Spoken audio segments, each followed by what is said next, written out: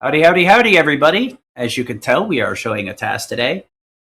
We were going to do the BOF 3 task, but we didn't have a runner available, and I figured the quality of these tasks would grow up exponentially, not only by having the task author, but a knowledgeable runner. So we pivoted and got a very good second choice. Honestly, this was going to happen sooner or later anyway, but we are going to be doing the BOF 1 task, which is something that's kind of been in my back pocket for a bit, with the TAS author, Charles. Want to say hi? Hi, Charles is me. I made this a little over a year ago now, which means I've had time to forget everything, so this is going to be as interesting for me to watch as it is for everyone in chat. And then we brought our SME, or subject matter expert, Blink. You want to introduce yourself? I am iSme22, otherwise known as iBlink22. I'm the world record holder for Breath of Fire 1. So, yeah, I can also say that it's been a long time for me, so I may have forgotten a lot, and it'll slowly come back to me as we're watching. All right, and we know this is going to be in just under 4 hours, so let's get on into it, everybody. Whenever you're ready, Ashen.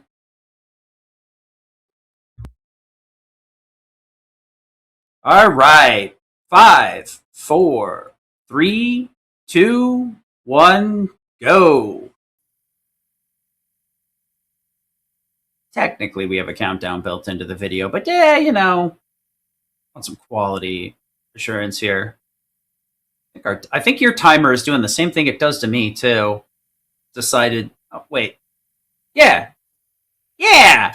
I love it. The timer loves to work in the back end, but not on stream for some reason. Oh. And I have never figured this out, so I have to actually get this fixed on my version of VMix at some point, which is why every time I stream, the timer never works. So that's a cracked hint for you guys. Who's doing the restream? It's me if the timer's dead. Anyway, on to the subject. So I think we need to get to an adult sit. For most RPGs, we've got a 5-minute introduction where there's just plot and no gameplay to talk about. So if chat wants to dive in with questions, we can take a few. Otherwise, I think probably it's worth mentioning that Breath of Fire 1 is a weird RPG from a speedrun perspective. Mostly because of marbles. Oh, I was going to say, It's I feel very like a lot similar of to the, Pokemon. Yeah. I was going to say a lot of the first entries always kind of feel weird, but yeah, Marbles is such like an anti-RPG thing, but oh man, does it make this so much zoomer.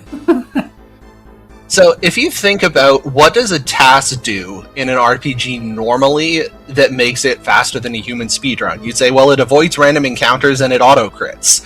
But both of those things are just baked into BOF 1 normally. The human speedrun is full of no random encounters and crits. Because of marbles. So the task has to do different things to save time. And it does save time, it's still an hour faster than the human speedrun. But it has to do it in more creative ways. By far, the biggest one of those is the red bar mechanic. In Breath of Fire 1, when a character is under 1/8 HP, they get a 30% boost to their damage and to their crit rate. And yes, tasks can always manipulate crits, but because of the way the RNG function in Breath of Fire 1 works, if you want to manipulate an event, you just have to wait extra frames until that event shows up on the RNG wheel. So a higher crit rate means less waiting, so it does still save time. Yeah, I mean, because it's very counterintuitive. You're like, oh yeah, you can just wait for crits, but it's like sometimes it's like seconds between crits.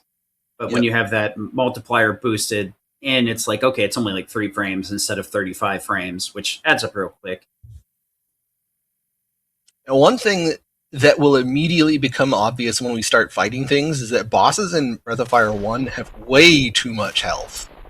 Not all of them, there's a few that fall over quickly, but just these early game fights especially are slogs. Well, I mean, to be fair to the game designers, they kind of expect you to get used to the game a little bit and, you know, Sure, play a little be bit a slightly more. higher level, but even then, So in the early game bosses, I'm going to be critting every fight, and unlike most RPGs, you can actually see the boss's health bar, and it's going to go down depressingly slowly. Yeah, that health bar is like both the blessing and the curse of this game, right? Yeah. Guess we could talk about it when we get to the actual boss, but it's something I very much enjoy. It's part of the reasons why I really love the remake trilogy as an action RPG. Being able to see like the active damage you're doing and kind of know exactly where the thresholds are for the boss to start changing phases and stuff is super nice. I thought you were going to be kind of facetious about that because I thought you hated one of the mechanics with the health bar. I mean, I can't say that I hate it. I just don't like the way that it's implemented because Remake literally does the same thing. You hit a certain HP threshold, then the boss starts doing something else. And you hit a certain HP threshold, and the boss does something else. The only problem is like the lack of, the lack of visualization on Phase 2 is what frustrates me. But I mean, this is an old as hell game. It's like the first of its kind, doing something that's very non-standard. So I gotta give it the thumbs up where it gets it. Oh, speaking of thumbs up, I'll probably mention this again later, but I did decide to lock in the Breath of Fire relay again at the same time. The reason I'm mentioning this is not only for the sake of our commentators, who are obviously going to be involved, but people that may actually want to participate either by learning the game for commentary or learning a run to join us, so maybe we can actually get up to 3 teams this time. Just to let you guys know, it'll be at the end of November, the 28th and 29th. So if you have any interest in participating in Breath of Fire Relay for 2026 and the foreseeable future, feel free to hit us up in the Discord, drop by. We have very active communities in 1, 2, 3, 4. 3 is a little bit deadish, but 4 just had a game break recently. And then Breath of Fire 5, I thought it would have been dead, but they've been chatting for the entire year. Alright, just going back in time a few seconds there. Very generously, the game actually gives you that chest with 300 coins in it to get you started buying equipment. In the human speedrun, you spend it all on marbles to avoid random encounters. In the TAS, we don't pick it up. It is genuinely not worth the 2 seconds to walk over there to get 300 bucks. Nor to buy marbles. Breath of Fire 6 fans. Jeez. Alright, Murdoch, calm down. Oh, no, wait, never mind. That's something Murdoch would have said, sorry. Did not mean to assume. So if you were just playing this casually, we'd have got probably about 6 random encounters by now. Conveniently, the way Breath of Fire 1, and also Breath of Fire 2, calculate random encounters is just every time you take a step, it rolls to see if you get a fight, where the odds have been determined by like how far have you walked so far without a fight. But because it's an independent roll on every step, I can just very easily manipulate it as a task to win the roll every time.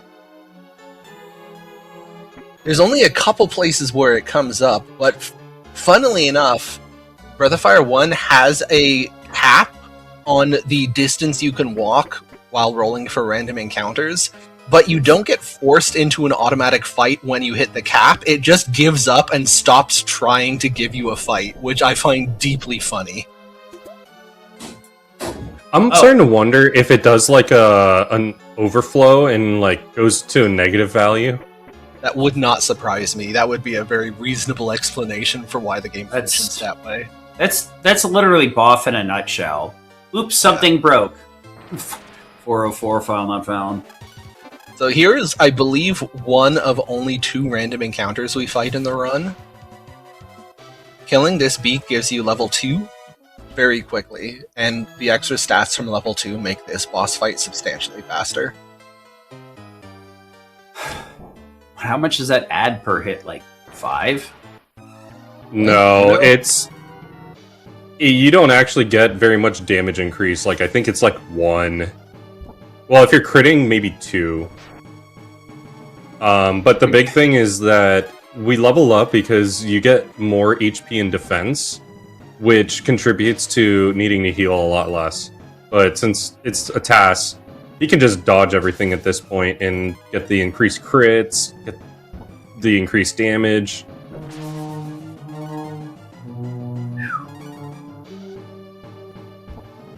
So one I thing heard like a that trombone in the back. yeah, I was like, what am I hearing? No. So you would think that it's like, okay, we're a TAS. We're just going to get into red bar. We're going to dodge every hit, and we're going to crit every attack. Easy peasy. Let me emphasize, it's not as easy as it sounds, because all the random events in a turn are just determined when the animation plays. And once you have entered the final A press to start the turn, you no longer have any control over that. So you have to manipulate everything you want for the turn on a single RNG frame. Now, getting just a crit is not a problem. Getting just a dodge is not a problem. Getting a crit and a dodge is a problem. And it gets worse when you're starting to fight bosses that have spells you don't want them to cast, and then you have to dodge, and you have to crit, and you have to have the boss use the right attack. And the more things you stack on top of each other like that, the harder it is to find a frame that gives you all of them. And in some cases, it's actually simply not worth it to find the optimal turn, because if you wait 12 seconds for an optimal turn that is half a second faster than the second best turn you found, you're just 11.5 seconds behind. So you will sometimes see me doing weird suboptimal things. In particular, you saw me pick up a herb from one of these chests on the way in. That's because in the next boss fight, I am just going to heal. I'm going to give up my red bar voluntarily because it is too slow trying to manipulate dodge and crit on every single turn. I do love However, the convenient chest that heals you, too. Yeah, that is nice. Devs are like, wow, you should probably have a heal right before the boss. How do we do that? We already put healing springs lower, so we make the chest heal you, question mark? Any other It's a RPG trap, would be like, or wait. yeah. Yeah. You're expecting a real trap that's just going to take all your HP and put you to 1 before the boss. There are a Yeah. few of those in the game, but not that one. So, Yes. question from Quexel in chat, where's the most of the time save come from?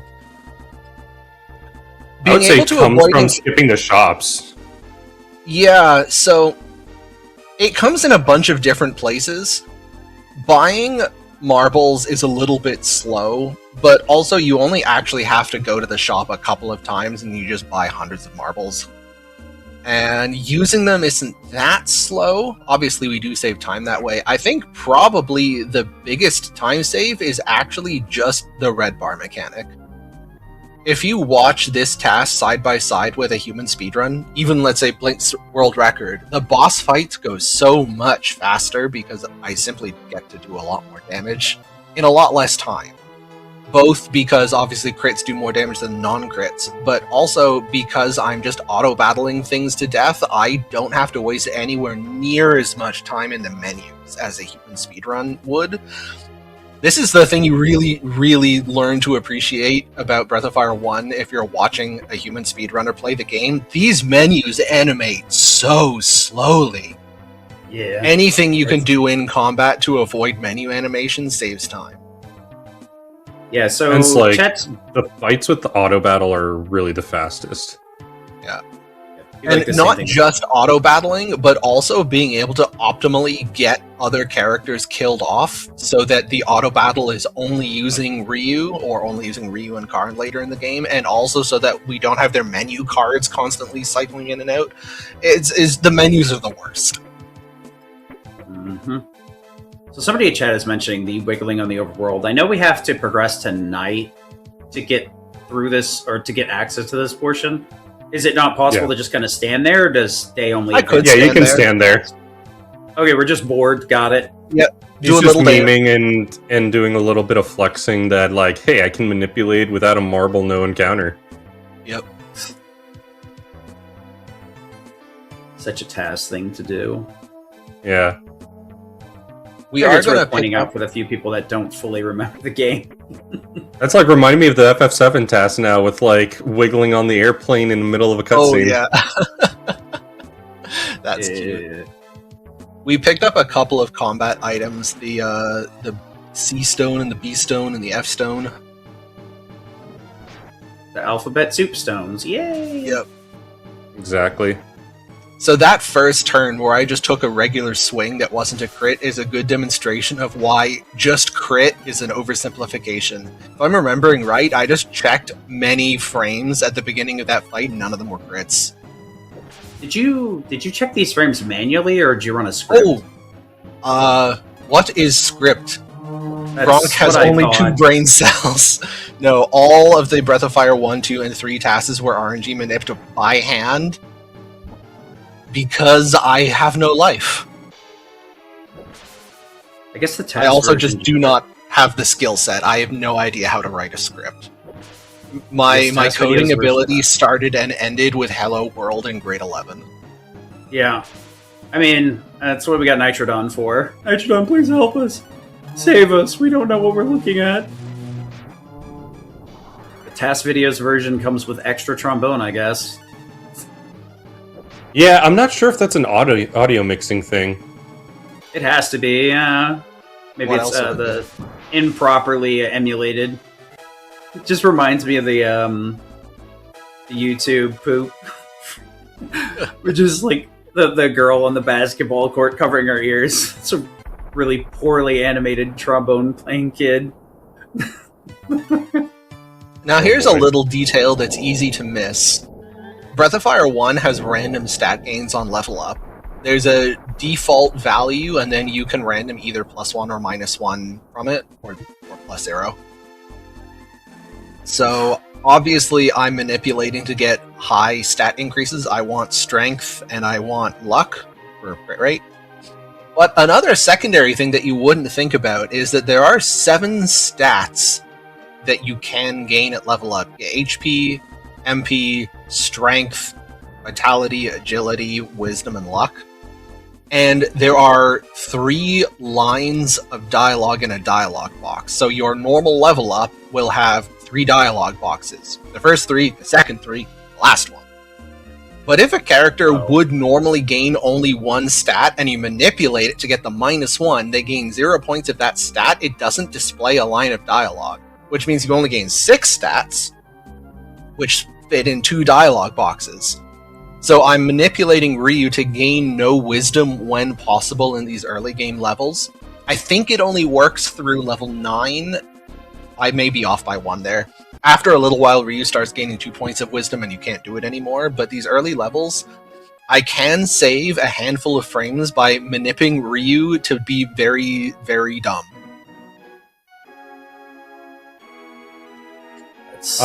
Good old dumb Ryu. Look, it's technically optimal. It's a TAS. It's what we're here for, right? I mean, Ryu just do be like that. Yeah, I mean, does he even? What spells does he use? Well, actually, here's a question. Blink, what does the wisdom stat do? The wisdom stat makes it so that it's like a magic defense like stat when you're defending. Okay, but only when you're defending. Because Yeah. you would think, normally you think, well, okay, wisdom is like your magic offense stat, but no, spells in this game just do set damage. You're like, okay, well then it's your magic defense stat. Like, well, no, all spells in this game, including enemy spells, do set damage. What is the wisdom stat doing? Yeah, it's only for when you're defending, because you can defend and reduce the damage it does by some amount, and that amount is based on your wisdom. Or at least it's like probably some percentage, and then your wisdom just adds on to that percentage. Which is, it's such a niche application of a stat. It's very funny. It's one I don't thing think- when you have a stat that is bugged and doesn't work as intended and therefore does nothing, but they actually just straight up put a stat in this game that does nothing. It just sounds like an RPG in the early 2000s and 90s. Honestly, there's so many of them where there's like, yep, that doesn't work. Yep, that doesn't work. Nope, that's broken. Just praying that it's broken in the player's favor. It's a big one. It is a very old school RPG design. Like, you have the one stat that contributes hugely to your physical damage dealt and your physical defense, and then you have another stat that, like, increases the amount of lettuce on your hamburger by 5%. Like, these things are not quite equivalent.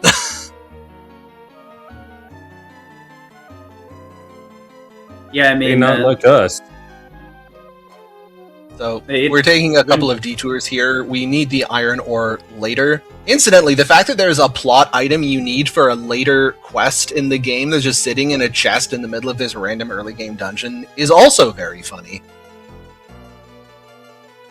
Yeah, nothing. Breath of Fire 1 is one of the least signposted games I have ever played. The dev was just like, here, you figure it out. You don't need directions, right? Just explore. It's an RPG. The audio balance on this is so funny. What is going on? I'll have to check It's the like video to see. It's see what fine. happened. It's just No, it's just randomly loud with like, and it's only certain parts of the music. It's like one track just got like a 20% boost, and then it went back down to normal. Someone corrupted the file, and the audio mixing died.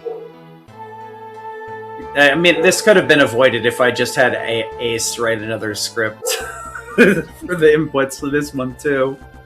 Damn it! Darn it, Ace. Why can't you just be the Wonder Man and do everything, even for games that you're not doing? Yeah. It's nice when it happens, but I don't expect it. I know things like that are a ton of work. So. Windbliss in chat says they love this game despite its flaws, and I actually think Breath of Fire 1 is the perfect example to hold up of how design isn't everything. Like, you can enumerate a list a mile long of all of the design errors in this game, and yet it's fun. It doesn't matter at the end of the day. It's just fun to play. That's the thing that blows my mind with like game mentality nowadays. I remember a few years ago talking with somebody about how like a lot of people are so strict about the game being perfect when it releases for like modern games that you will see the comment of people saying like, oh, they beta release, you know, they have to yeah. And I mean, most of these games were released broken. The only difference is they didn't get patched. I appreciate the brokenness of old games. Please don't patch. There's a charm to it. There is. I mean, there is. To be honest, it's like, yeah, this is how it happens, you know, man. It's not necessarily. It doesn't have to be such a big thing. Things are never perfect on release. It's just a matter of like, okay, what are we looking for? A couple of here? things to say about this fight. You saw me using in combat items the E key and the F stone. That's because you also saw the kind of damage these soldiers are doing with their regular little spear pokes. It's painfully slow. So almost all the combat items we picked up. Yeah, almost all the combat items we picked up are getting used in this section. Conveniently, the E key is a reusable 30 damage. Now, it's not good. It's only 30. And it's slow because it's an item that you have to menu for and then watch the spell animation. But, I mean, 30 is still good for Nina, so we'll take it. But we won't be happy about it. I don't know. Charles won't be happy about it, but I love it. Yeah. The fact that it's an option does make... Yeah, the fact that Nina has a damage option certainly is better than nothing, but... it's rough.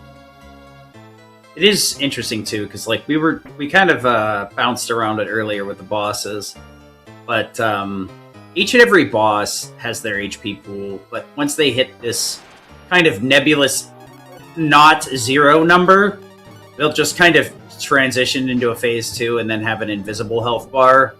Just fairly interesting. Nina's dead. What a loss. Yeah, Nina is going to spend most of the run dead. In a run where you don't really need healing. Avoiding the level ups is nice, but it's mostly just keeping her menu out of my face. In a TAS where healing is unnecessary and you just want to do as much damage as possible, the white mage is not contributing much. I threw her on the ground. Yep. We're also Like setting up for the next boss. We want Nina and Mook 1 dead. Make the next boss go as quickly as possible. Oh, yeah, when Bliss is pointing out that the E key is screen-wide, too.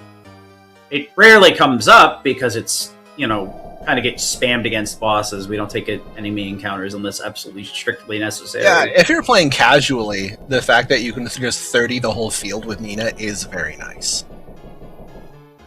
But after we're done with this section and we get Ryu back, you will not be seeing much of the E key. I can think of one place I use it, and maybe not more than that. It does get substantially more use in a human speedrun because, again, you don't auto-crit until you can afford marbles, which is later in the game, and also you can't just red bar the whole time, because in a human speedrun, if you try and hang out below 1/8 HP, you just die. Yes.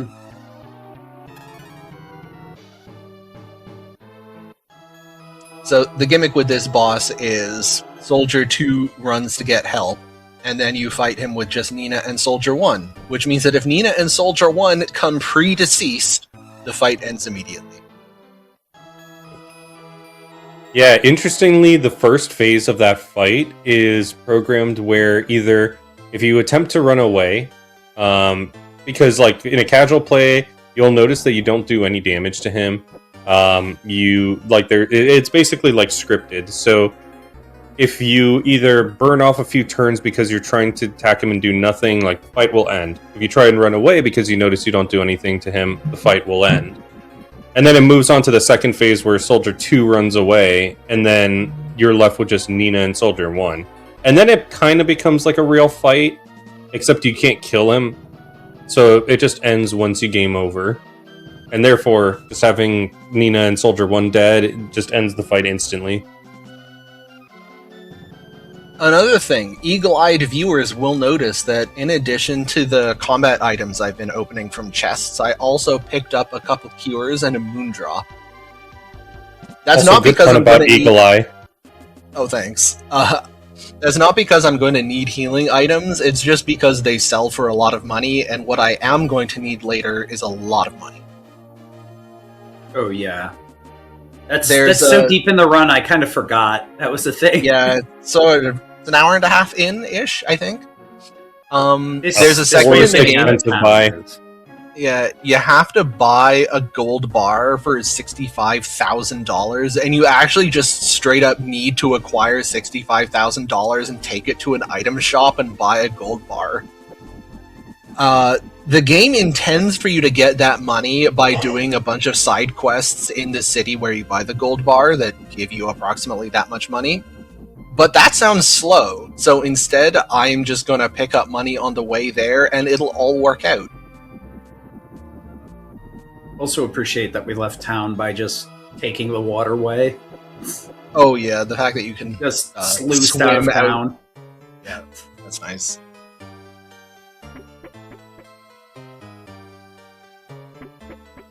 Yeah, like imagine in Pokemon Red if you had to like actually buy the bike. Basically, yeah, that's the vibe. Now, conveniently, because I'm a TAS, I don't really need to spend my money on anything. A human speedrunner would need a combination of armor, healing items, and marbles to avoid random encounters, and I can skip all of that.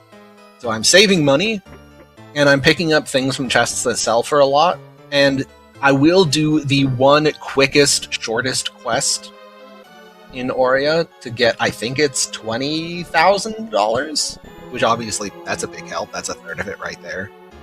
Yeah, massaging the old man gives you tons of money. Yep. Isn't there also...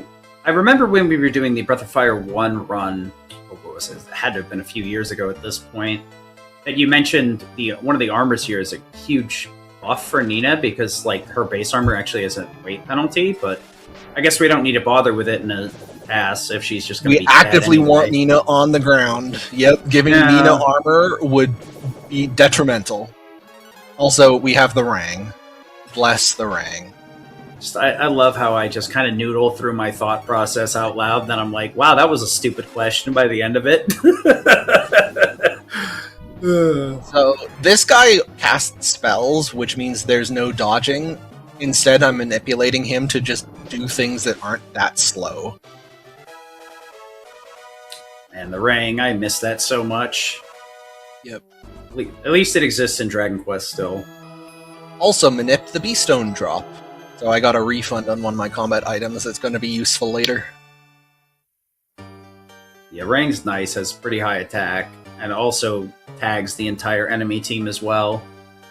But if it's just a boss, it just kind of hits a little bit harder than the sword in certain situations. It does have a decently high attack value.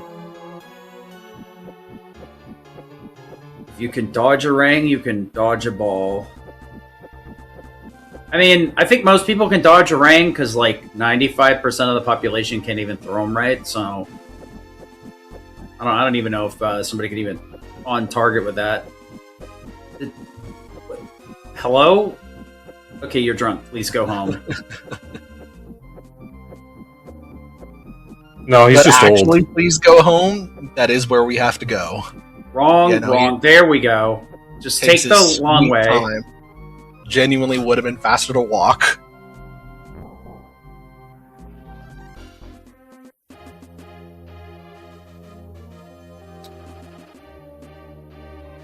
Yeah, I think there's, from what I recall, there's 3 Rangs total. And it's Yeah, like the this last one- Go ahead. I know that the B ring is the actual boomerang. They call the first one something else. I forget. But I'm gonna look it up really quick. It's just rang in English. I don't remember what it is in Japanese. Yeah, it's actually really funny. He wouldn't even think it's a boomerang. Chat says the foil. The foil, I think, is what they call it in the GBA version. Oh, okay. You rang. All right, Plexel. Calm down. I know I can't ban you from chat, but still. Oh, okay. It's a saber. Saber? Yeah. Yeah, that's not very saber-shaped, I admit. Yeah, that's what I do with my saber. The first time I got one in my hand, I just immediately yeeted across the room. Grief. Thank God Woolsey saved us. And then the tri-ring was called... that. Go ahead. The tri-ring was called the slicer. Ooh, that's nice. Kind of missed out on the good one.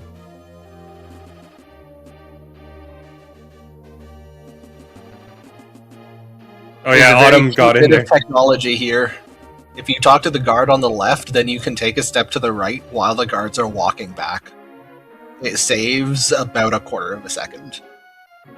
Always It's these great tiny that like little all of saves. the items in this game are in katakana, so it's actually readable if you don't know kanji.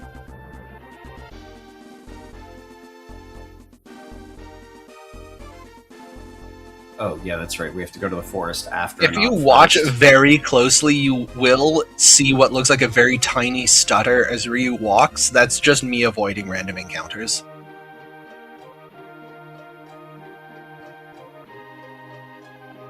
Conveniently, none of those stutters actually take very long. The random encounter rate in Breath of Fire 1 is not too bad. Or, I don't know, maybe my calibration is just off because I'm a Breath of Fire 2 runner. No, you're right. It's not that bad. I mean, I think It that's why was most- like one of the things I noticed about 2. Yeah, it's a lot higher in 2. Yeah, I think that's why a lot of people end up bouncing off Breath of Fire 2 in general, because it's just egregious compared to literally everything. Everyone who bounced off of Breath of Fire 2 should bounce back. That game is amazing. You're missing out. Yeah. That's why I was so surprised when I read comments about Breath of Fire 1 and people are saying it's a hard game to play. Their encounter rate is horrible. And I'm thinking to myself, I didn't think it was that bad. No, it's And a then hard this was game to before play. I played 2. Yeah, it's Breath of Fire 1 is hard because the game never tells you where to go, but Yeah. the encounters are not that bad. Mm-hmm. Tallow asks, one is- was that a save statue? That was, in fact, a save statue. I wasn't totally confident I'd be able to beat this upcoming dungeon, so I figured I'd do a safety save. Bait. Pure bait. It's so we can death warp back to town later. If you don't Just save, a- then dying would take me, I believe, all the way back to the starting town, Drogon. Yep. But walking out of here I've seen is... runs by like that. Since Boff 2 like just abuses it, save death warps endlessly, it's like just second nature. I don't even have to think about it. I'm like, the dude fights here are what really justify picking up the Rang. In the wizard fight, you could have looked at that and gone, I don't know, Charles, was it worth it to go all the way over to the left to pick up the Rang and equip it? Maybe you could have just killed the wizard with the bronze sword. And that might have been faster, but having the multi-target Rang for these fights is very clearly necessary. Mm-hmm. If only there was, like, another way to kill them, then I would say it's justified that you could skip that, but... Oh, there's another E key use. Look at that. Yeah, okay. I'd forgotten that I use the E keys here. I was wondering, did you use the E key there to take more damage? Because last time you defended, didn't you? Or am I like completely out of my mind? So there are different kinds of dudes. Some of them are one-shottable with a rank crit, and some of them aren't. Hmm. Yeah, the bowmen, I think, are the stronger ones. Yeah. Gotcha. Like, they just have more defense or something like that. So, assuming it takes 2 hits to kill them, a crit from Ryu and an E key use from Nina will be faster, or a power-up from Nina, I guess that works too, will be faster than doing 2 Rang crits, because doing an entire second turn of menu animations is slow, even if it's the same number of actions that actually play out in the fight. So yeah, this is a little trick right here that a lot of people miss in the casual, but you can say no to this guy, and if you say no to him 3 times, which is why you would miss it, because why would you say no to the same question 3 times? Then you skip following him for the optional boss, and then you just fight him directly. Attack up is definitely the one useful thing Nina contributes. Good lord, look at that number. Beautiful. Yep. No bow! Genuinely 3-shot at a boss. Amazing. We will not get to enjoy that very often. Attack up. Well, you know, favorite something spell. funny about that.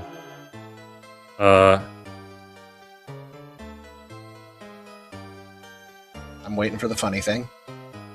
Just look in chat. It's blink. Oh. It's not going to be funny. Oh. Nice! Guys, cringe. Oh, he's catching strays. What the heck? He didn't even do anything yet. So, having Nina survive and Bo die, I believe wasn't critical. It would have worked fine the other way around as well. I just needed one of them dead so that I could fight 2 big guys there and get myself death warped efficiently. This is another place where a TAS saves a meaningful amount of time over a human speedrun, is just not being at the mercy of death warp RNG. Blink, how many runs have you lost to bad death warp RNG? I mean, indirectly, I would say many.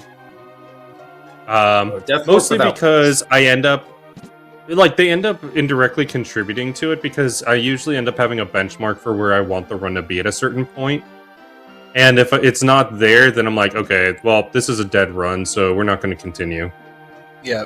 Yeah, I guess, like, you can't have a run over from a bad death warp, but you can certainly lose a couple of minutes, and if you're trying to grind for a world record time, losing a couple minutes is not really negotiable.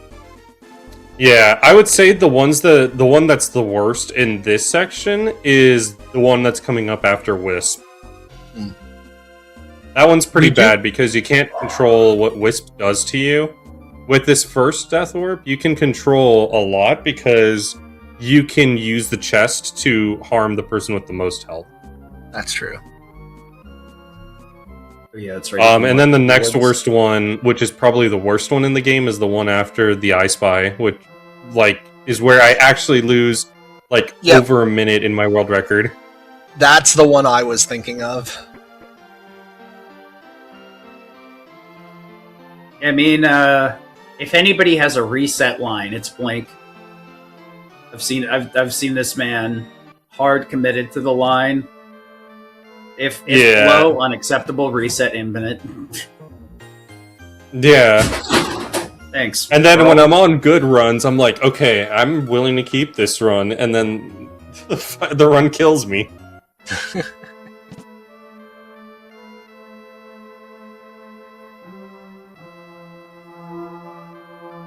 Boy, have I had some good paces on Breath of Fire 2 that just die to Baba or the director of HR. Or Cat. Or Cat. Actually, I'm really sad because I skill issued that one recently with miscounting. I saw that. That was brutal.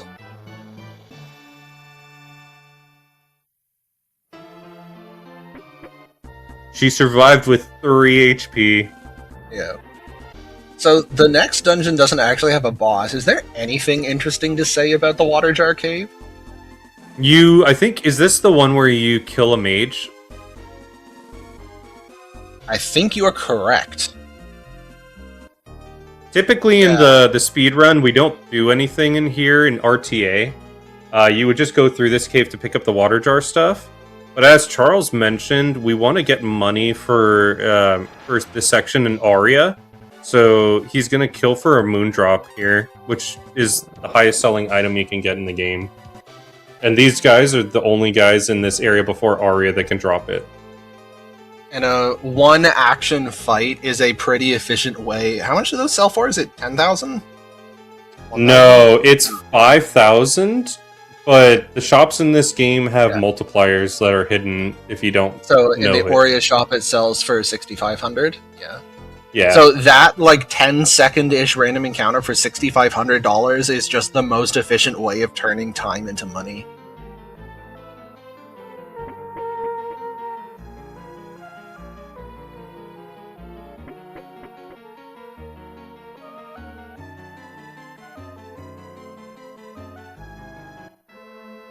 To be fair, Talo, like, one reason I'm the way that I am is because I'm fighting against Xujhan, aka Charles's, like, world record, and in both of them, the early game is where all the time save is, and the late game is where I'm losing time, most likely. So, it's sad because I have to be very strict about what early game I take. Just so that I don't get too... This treasure chest that I just walked right past, that treasure chest is a lie, and it cost me a week of my life. If you open it, it says, got $900. And I said, great, that's $900 closer to the money threshold I need in Aurea. You don't get $900. It gives you nothing. It gives you a text box and lies. Well, Marionette, to answer your question, the ring you can't obtain yet until after you activate the stone golem. So we don't even have access to it now. Yeah, once I get it, I do equip it, I'm pretty sure. Yeah, strength on Ryu is relevant. It's even more relevant than you think. You'd think Breath of Fire, well, he's just going to turn into a dragon anyway, but there's actually a shocking amount of non-dragon behavior. Although not as much as the Breath of Fire 3 TAS. If you haven't seen that yet, you'll just have to look forward to the next showcase. Yeah, Talo, funny enough, a lot of the old routes that actually had world records to them picked up that chest, and it was not known that that was a fake chest. Mostly because a lot of death warping happens in this early game, and if you're not like keeping track of money routing, then, which a lot of people didn't back then, then you wouldn't know that after the death warps, you're not actually getting that 900 gold. Yeah. So what I was doing when I was making the Breath of Fire 1 TAS, because I am not a buff 1 runner, and I've only played the game casually a couple times in my life, I was not very familiar with either the speed route or the game mechanics, so I was periodically just kidnapping Blink and sitting him down. I was like, okay, watch the first hour of my task and tell me what mistakes I've made. And one of the things he pointed out was, oh yeah, that chest has no money in it, it's fake. And god damn it, now I have to redo this entire section, including the M-drop manip. Yeah, the funniest part... Well, luckily you didn't have to, because you did that early, unless you routed it at a later mage. No, what was it? I made another mistake that caused me to have to redo the M-drop manip. I don't remember what it was. Anyway, boss fight! Finally. So, clearly we're casting Fry with Bow and critting with Ryu. None of that is particularly surprising. So, the interesting part here is just getting people killed off efficiently. Yeah, I think normally in the RTA, we try and opt for Ryu to die, because we want all the experience to go onto Bo and Nina. Trombone. Yeah. And mainly it's so Nina can learn Cure 2, so that she's very effective for the Gremlin fight. But yeah, like Charles was saying, most of your damage here is going to come from Fry from Bo. And I think RTA only does E-keys with your alternate character. But obviously you're seeing how this is much faster. Yeah, the ability to roll with red bar crits really does help. It speeds this fight up a lot.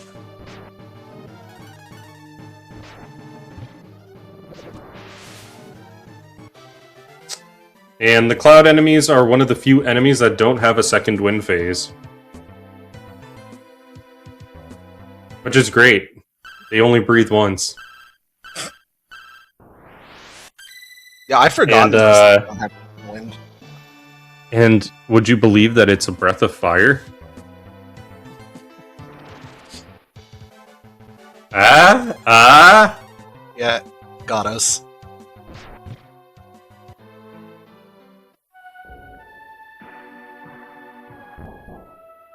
So, if I'm remembering right, there are actually two possible routes here. You can either death warp back here to Tantar and then walk to the robot, or you can save in Romero, death warp there, and walk east from Romero.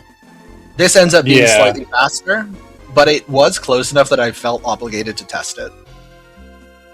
Yeah, that was something that we did find out from Bamranatus, because Jintatsu was the one who routed saving at Romero, mostly from the point of view that it consumes less steps, so therefore you would save a marble, I think, is the idea.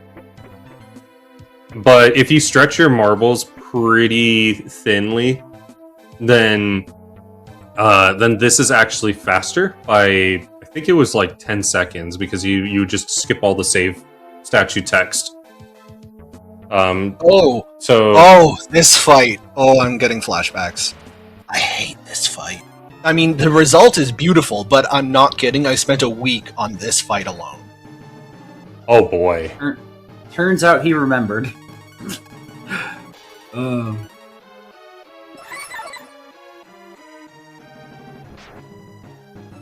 So the moral of the story is this fight. Attack up what? Is attack up as broken as it is in BOF 2, or...? No. It's substantially worse. It's still worth using in a task because I'm critting every turn, but it's way less good. I think it's like a 50% increase or something.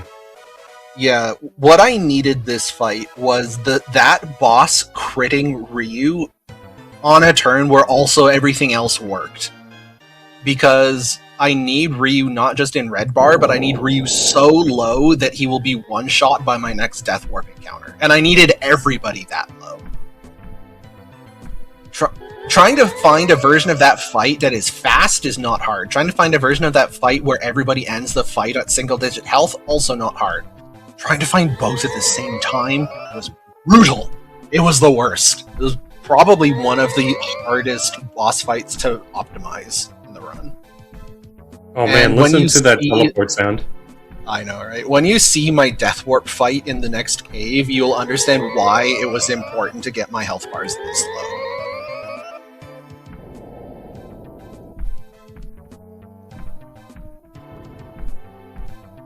Yeah, the bronze hat you saw me pick up there, in addition to a couple of other things I've picked up, are strictly just for the gremlin.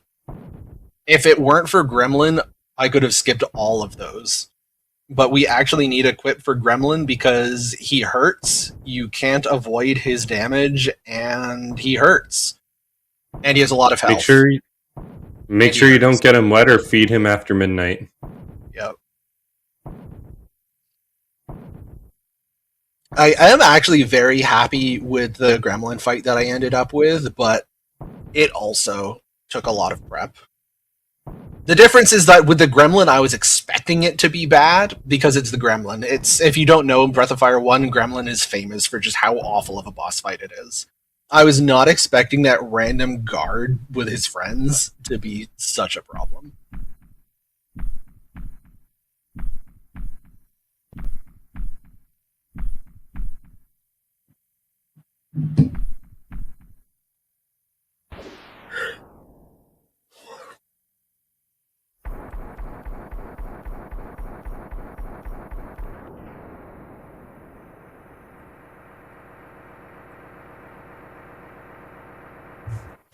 It's actually one of the interesting things that I have found about TASing, at least Breath of Fires 1, 2, and 3.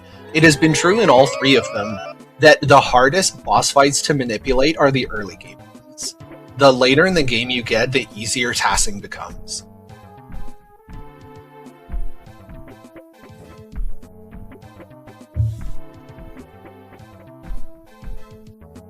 I guess it's because you just have more tools and levels by then, or? It's a combination of things. Generally speaking, there will be something in the game that is just clearly the best thing that you can be doing DPS-wise. And so late game, when you have all of your options, you are just doing that thing. So in this game, I have Dark Daggers on Ryu and Karn, and I'm just manipulating crits with Ryu and Karn. In Breath of Fire 2, you get the glitched weapons. You're just using attack up and manipulating crits with the glitched weapon. In Breath of Fire 3, I'm manipulating super combos. But whatever you have that in the game in question, once you have that thing, you're just doing that thing. In the early game, you're scraping together damage with whatever you've got on hand.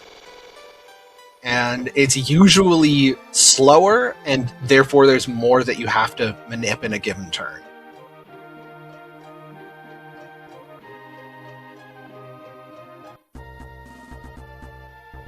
So if you think back to the night fight, where I was trying to manip dodges and crits with Ryu many turns in a row, and you compare that to a late game fight, the late game fights Ryu and Karn are just going to obliterate everything. It's not going to be very close. Yeah, it feels a bit weird that you don't fall super behind on levels with the ability to just straight up skip pretty much every enemy encounter. Yep. Yeah, that was one of the things that impressed me about the RTA speedrun. The only time you need a level for anything from a random encounter is just that first fight.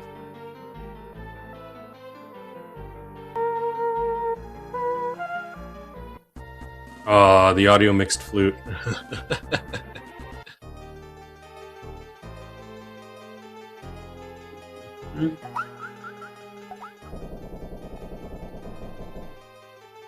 I wish the door slide actually had more use through this game.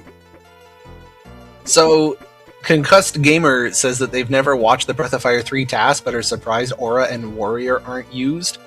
It depends on which Breath of Fire 3 TAS you mean. There's the old one that was published 10 years ago by Janus, and there's the new one published by me a few months ago. Or the new one. If you haven't seen it, we're gonna do it soon. Yeah, I actually did two of them. The newest version is still in the queue on TAS videos, waiting to be confirmed. But I am real proud of the Breath of Fire 3 TAS. When we showcase it, please show up. You will enjoy it. It will be a good time. It will be Breath of Punch like you've never seen it, because we are not a dragon a single time. Yeah. Extra emphasis on pun. Yep.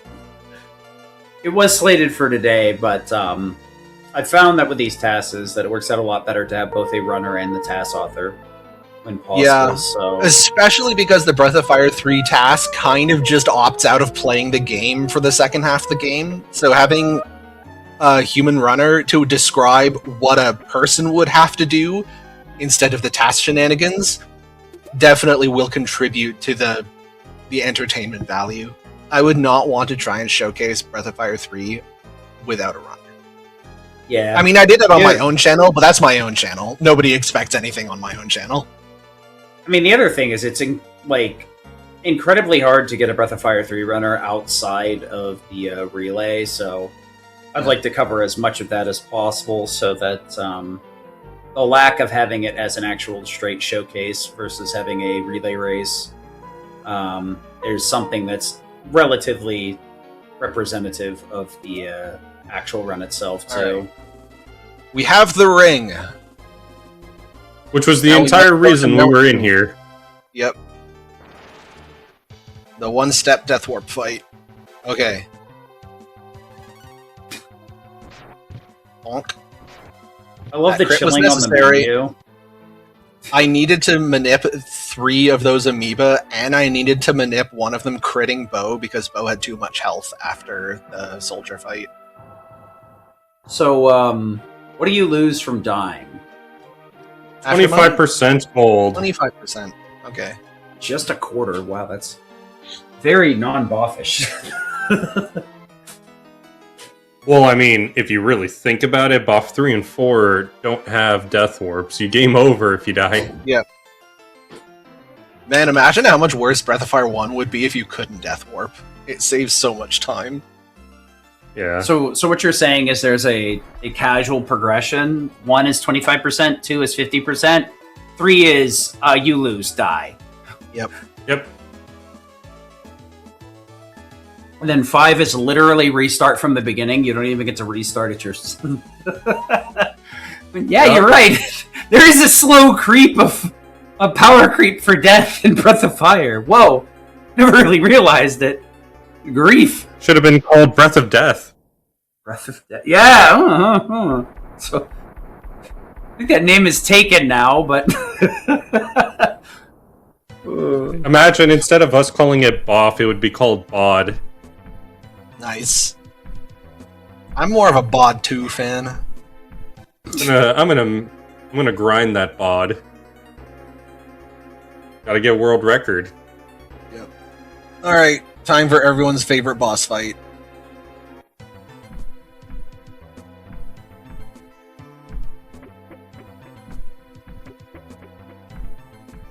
It is kind of a nice little bit of symmetry how Breath of Fire 1 has the Gremlin and Breath of Fire 2 has Terrapin, both at around the same point in the run, like a little past the hour. And they're both terrible. For the casual player. Yeah. This is the devs like, you know what, let's go like 20% of the way into our game and then just put the most heinous boss fight we can think of that is still technically beatable. I think like the reason Terrapin is so BS is that they hit you with those 2 Creons and you're not allowed to leave. Yep. Well, not only that,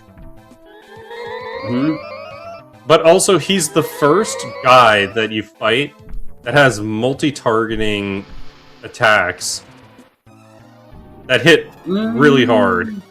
Alright, Okay. Gremlin, hands up. So this guy has 1200 health, 600 first bar, 600 second bar. Yeah. And look, 34. That is not a big number. This is slow. We gonna be here for a bit. Yeah. Obviously, doing Fry with Bo is going to be a large amount of the work. It's the one thing that always like drove me up a wall about this game is the spell name and then the actual cast name are completely disjointed. Yes. You can tell just how hard up I am because I cast Defense Up on Bo. That's the kind of time we're having here. When's the last time you saw a TAS cast Defense Up? Down. Does that actually do anything in this fight? Yep. Yeah, Bo would not survive my Phase 2 game plan without it. Wait, so it actually mitigates the breath? Yep. Uh-oh. Oh. He's cooking. He's cooking. Oh, wait. We fort. No, never mind. We do that. Yeah. He I was going to say I'm surprised if you don't, because you take so much damage from this otherwise.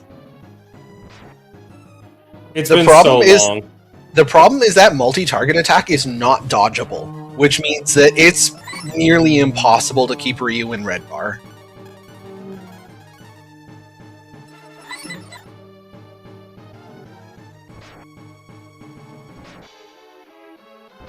You could have Ryu end up in red bar for a turn, but then you need to heal him before the gremlin's next attack goes off.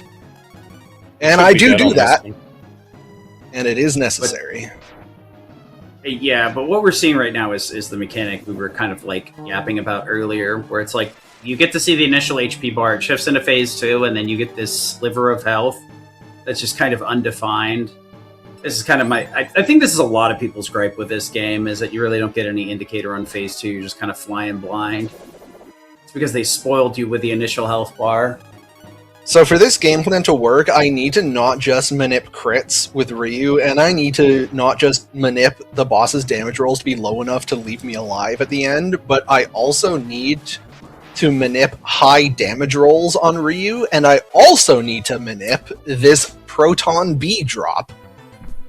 That is a rare drop. So yeah, that is a boss fight with a lot of conditions necessary for victory. But getting the Protein B there saves a lot of time. The Protein B is a one-use cast of Attack Up. And the next boss fight is a 1v1 with Ryu that takes about 20 minutes. So that one use of Attack Up is going to be real important. And it's funny because there is a Protein A item that is a weaker version of Attack Up. That doesn't exist anywhere else in the game. Yep. So if I'm remembering right, and again, this was a year and a half ago, it's possible that the details have got fudged in my memory, but I think generally when your characters are rolling damage, it's not like a smooth spectrum. You just have 4 discrete damage values you can roll, and loosely speaking, the higher ones are rarer. And in that fight... 5. Is it 5? Okay. Yeah. And in that fight, I needed Ryu to hit either his second highest or highest damage roll on nearly every turn, and in particular on the red bar turns, I needed him to roll exactly his max damage. It just barely works.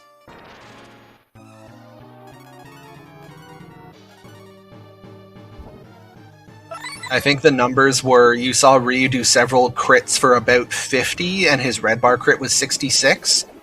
His actual average crit damage is in the low 40s. And with even mid or high 40s as an average damage, you don't get the 6-turn kill I got there. I'm just so happy that the red bar doesn't come with an obnoxious beeping noise or jam on the screen. Yep. Be-doo, be-doo, be-doo. I don't know how Pokemon runners stand it. They have to not be listening to the audio. I can't. Yep. I mean, I guess, glass houses and all, because I run Breath of Fire 2 on the GBA, which is often accused of having garbage video quality and the most crunchiest of crunchy audio. So this is another example where manipping the hypothetically optimal fight would take too long. Obviously, the best version would be just dodge and crit every turn. But if you try and do that, you will wait so many total seconds throughout the fight that it actually is genuinely faster to just heal. You'll do less damage with your red bar, and obviously you waste a turn healing, but it's still faster than the waiting you'd have to do. So Jin is in point. chat. Sounds like we have a Breath of Fire 1 runner for the relay. Hey, Jin! Good to see you. Throwing him under the bus. Screw him to the wall. Get him now. Yeah. You can't say no if we call him out publicly. One little cute thing I did there, I needed to end of November.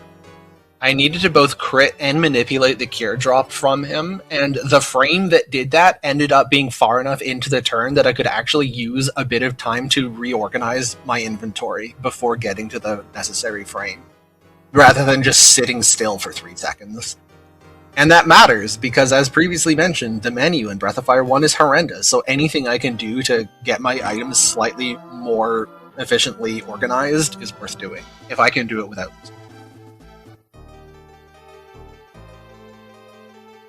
Yeah, Jin, I brought it up earlier. I guess I'll kind of sprinkle it in here. We are still going to be doing the Breath of Fire Relay the end of November like we did last year. We'll keep doing that until we can't do it no more, but if you're interested in learning the Breath of Fire speed games or learning stuff enough to do commentary with us, now is a good time to get in. Got plenty of several months to practice, and you have a goal to work towards. That's not just a vacuous submission to an event where you're going to get denied because, Resident Evil 2 on a Guitar Hero controller is too hard to deny. Alright, now we have to buy a gold bar. It's time. So all of our money shenanigans will pay off. Wording intentional. Although I think first we get arrested, yeah. Straight up classism, don't worry about it. Hey, it's that one dude that's not blackface. Yep. He will. Whoa! I gotta put some context on that. I'm sorry, everybody. If you don't know, Karn got heavily edited in the Western release. He's supposed to be a vampire, but he's like, in the original art, he's black with some very purple lips. And they're like, yeah, let's not do that. Yeah, but for good it reason. makes more sense when he's supposed to be a vampire. But also, if you only see the screenshot but don't get the story, yeah, it would start some fights. I don't know about the vampire part. I think he's supposed to be. I don't know. Maybe I'm wrong about that. And I got Googled. Wouldn't surprise me. But yeah, he's an interesting character. Very useful in the speedrun and the TAS. It's funny thinking he got edited like 3 decades before Twitter. So like nowadays, starting a fight is an understatement. Back then, it was like, oh my god, they go like this was a 5 to 10 years before. Oh no, they're gonna shoot up a school because they played Call of Duty. Right? This is way before people used to get super bent out of shape over video games, so it's always interesting to see that. This was back when it's like, oh no, crosses on my church? No. All of the pubs are now cafes. Alcohol is soda. Very basic editing. Stun instead of dead. My aching back. Are we giving him a puff puff? Actually, when I played this, I learned that it actually is a real massage. And I'm kind of disappointed, but I'm also happy that the script writers aren't complete degenerates. They only became degenerate when BoF 2 came out and put in every sexual predator as an old man. There's no two ways about it. Breath of Fire 2 is filthy with degenerates. I mean, I won't put it lightly. I mean, he's still like his dialogue is still like intended to be like Sexual hinting on undertones, spiciness. overtones. Yeah, but it is like a massage. There's another opportunity to appreciate just how slow the menu animations are. Good lord. Yeah, I kind of take that for granted because BoF 2 is pretty snappy. Yeah, BoF 2, all of the menu animations are single frames. You can go like fast through the menus. But on the flip side, for somebody that's learning Breath of Fire 1, makes it a lot easier to pick up. I think that's fair. we're also fiddling, or well, I guess rather Charles is fiddling with the idea of Breath of Fire 1 GBA. Because supposedly there's some sort of glitch on it with the quick save feature that we haven't fully investigated yet. But maybe we'll have 2 different categories for both games now. It's There's actually pretty a pro- reason. I forget who, which is unfortunate because I would shout them out, but a little while ago, like a year-ish, maybe 2 years, someone on TAS videos was actually working on making a Breath of Fire 1 GBA save corruption TAS. So it's certainly possible. I don't believe they finished. I mean, with so many tasks, yeah, because it's a lot of effort. Even for When did you shorter say categories. the expectation for the relay is supposed to be?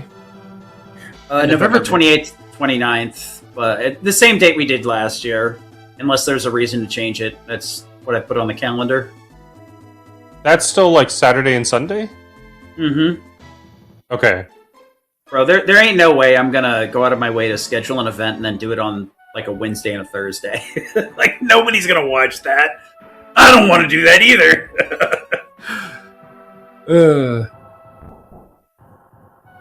We might. I might end up wanting to try and split it this time, so there's no overnight, but I'm not sure yet. I was doing the Octopath Traveler relay, and they did the same thing, and I think that might work out better. I'm not 100% on it yet. Also got to feel it out. We'll have to figure out how, though, because the 3 teams might be at different spots. Yeah, it's a bit of an awkward one, especially considering like 3 and 4 can be more brutal with the deaths as well. So I mean, it would resync the 2 teams, just minus whatever. We just calculate at the end. It's like, all right, well, this team has got like a 12-minute deficit from whatever, so just slap a red minus on their screen or whatever, something goofy like that. I mean, honestly, there probably will be another Breath of Fire 4 world record. Even if we don't run PC because of the item corruption, seems like it has affected the route. The problem is like getting Countdown to do runs of it, but that's honestly in the back of my mind, low key, one of the reasons I want to do the relay to force out a Breath of Fire 4 run, so we get the new route on paper. Yeah.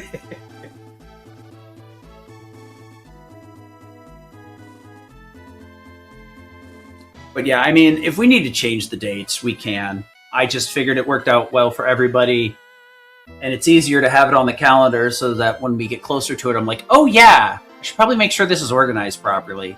And by that, I mean, I should make sure Blink organizes this properly and then do the restreaming half. I just need to make sure that you get A, the timer on screen correctly, and B, the audio mixing correctly.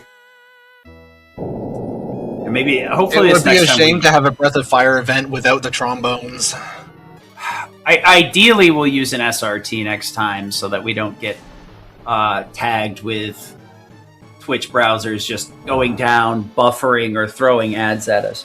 We had this fun one during the Octopath relay, since the SRTs were fighting us, and Twitch literally just put ads on Mocha Jones' channel, and it was literally just like, here's an ad break, and it's just the Twitch ad, and I'm like, bruh. If you're gonna make me sit here for 30 seconds, give me an ad. Sorry, go ahead. Here is a funny thing. You see, I'm auto-battling. Ryu is critting, and Bo is helping. This is not because Bo's damage is this important. It's because auto-battling with one extra useless character alive is faster than doing individual menus to tell Ryu to attack and Bo to defend. That's how slow the menus are. It's worth sitting through an entire extra character's worth of attack animations just to not have to look at the menu. Also, Sandworm. You're a sandworm. So I guess the dragon damage is based off your physical, despite it looking magical. The dragon damage is fixed. It's Dragon Rage.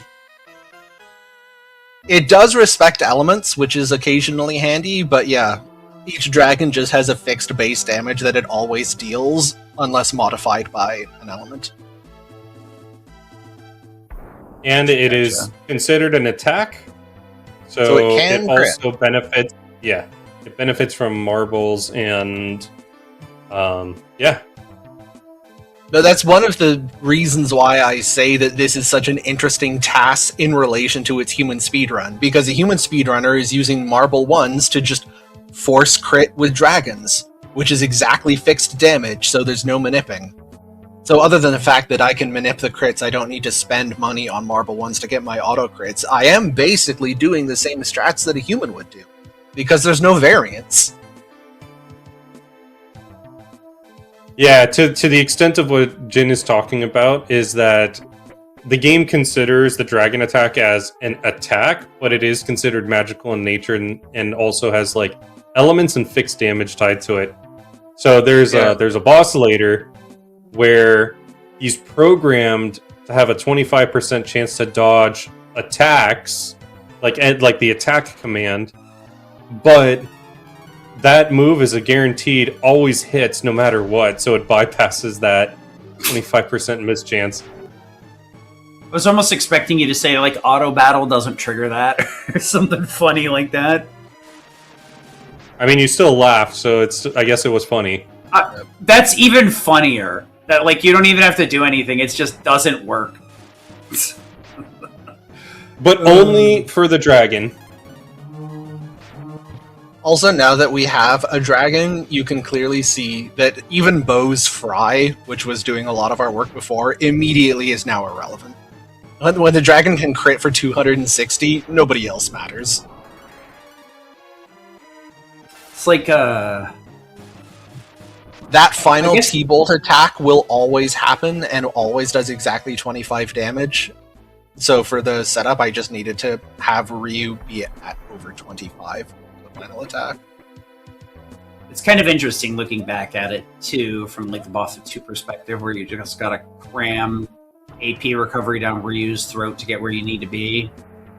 But here, like, I kind of see why they made the massive adjustments to the dragons. This series struggles with like balancing dragons. So, well, Breath of Fire 3 got it right. Well, yeah. Almost, because the dragon is still super OP. I mean, a lot of the speedrun ends up transforming into Behemoth, which has like a massive amount of HP, and then using Blitz to like burn half of its HP to do massive damage to all enemies. And even with burning that half HP, you're still like massively high HP. Yeah, I guess I would say that in Breath of Fire 3, it's not so much that the dragons are broken, it's just that the game is easy. Like, yeah, you can break the game with dragons, but you can break the game with any character. From what I remember, more importantly, they're interesting. From what I recall of 4, the dragons are decent. I think they're fairly well balanced, but it's more so that they're just kind of bland because there's not much visual variety between them. Oh, I am very, very pleased with my solution here. So coming up, we have to do a big room where we just walk all the way around it, and Karn has to open up 8 different coffins. And what we want to do is death warp after doing that, because it's a big dungeon and death warping out is way faster than walking out. The problem is, the room is so big that we exceed the random encounter cap, and by the time we're done, the game has stopped producing random encounters for us. So what the previous version of the task made by Janus did was just walk out of the room. The problem is, it's a big room, as you can see. Walking out of it and then starting from 0 and having to manipulate a random encounter is very slow, especially if you want to manipulate a specific random encounter. And I thought of something that is much cleverer. You'll see in like 30 seconds. Also, this is very peak Breath of Fire 1. You just have to walk through this room, which is way bigger than necessary, and read the same dialogue box 8 times. I know that Jin will like occasionally do a thing where he'll be like, "Man, which coffin do you guys think that the button's going to be in this time?"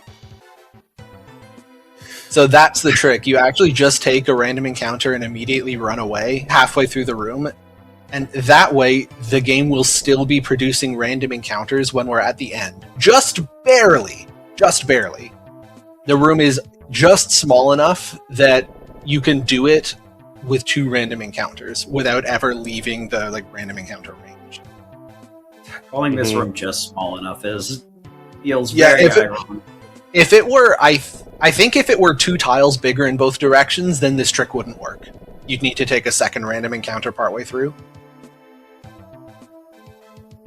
Mm-hmm. But that one random encounter that spawns and then I immediately run away, incidentally, that fight is specifically manipped to be the Mimic treasure chest enemy because different enemies have different spawn-in animations. Most of them either like fly in or warp in, but the Mimic just starts the fight already there, which is the fastest.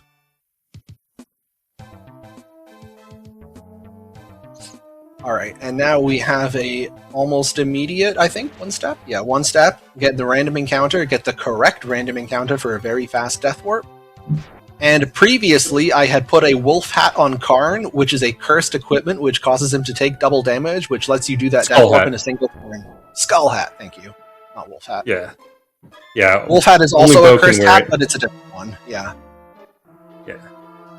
So picking up the skull hat, flipping it to Karn, doing the random encounter trick, and then getting the triple gold slime manip to do the death warp in 1 turn. All of that is so much faster than what the old TAS did. It was very satisfying that it worked. Also, that's the death warp that Blink hates, that he says regularly loses him multiple minutes. Yeah, okay, so get this, guys. The reason that death warp sucks is because the encounters you get in there span very many enemies from super weak at this point in the game to super strong. The gold slimes are the ideal because they physically hit hard, but even if they didn't, they use a spell that hits for 60 damage, so it's still substantial. The other side to the spectrum, which I commonly get, is you can get the warthogs, which are the weakest enemy that like you can see from the very first death warp that we did, and they hit very low, and they die in 1 hit if you counter, and sadly, both characters that are alive at this point can counter.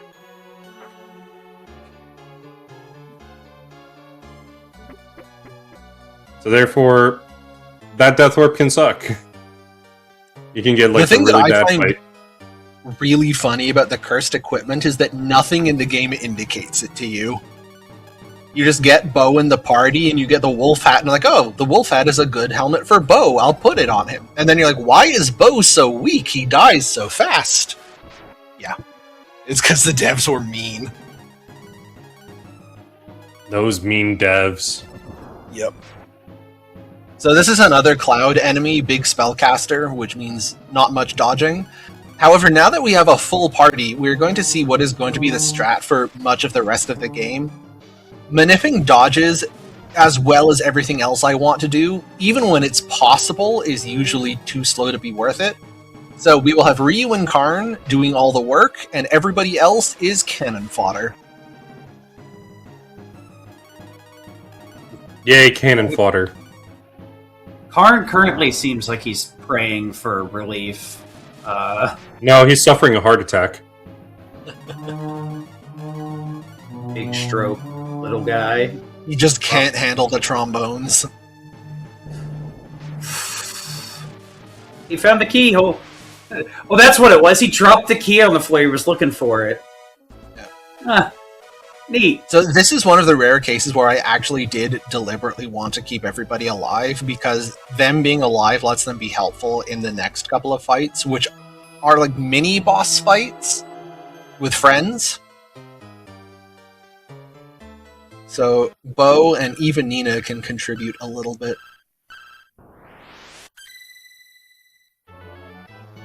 Another interesting thing, you've seen me fiddling about a little bit with the row, like moving people to the back row and such.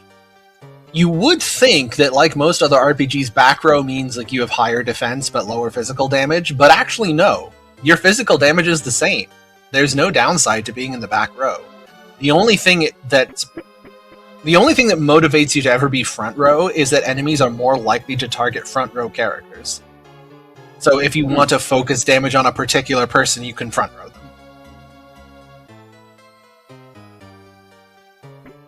I think also there's like supposed to be like a mechanic in there where you are slightly less likely to roll your higher damage rolls, but it's basically almost unnoticeable that that's true.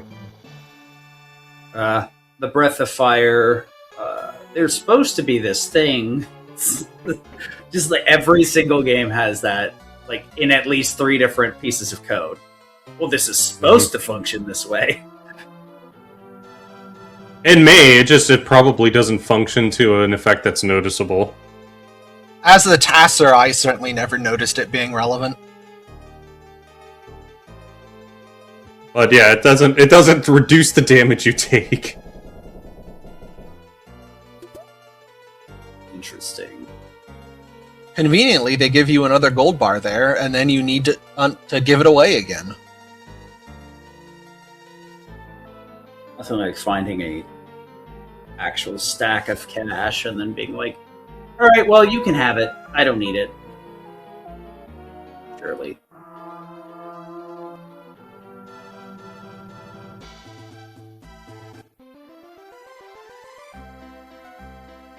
Actually, speaking of money and stuff like that, how is it you in a task you go about deciding when's kind of the break point on getting a new weapon or skipping it for the next one and dealing with lower damage for however long a period of time?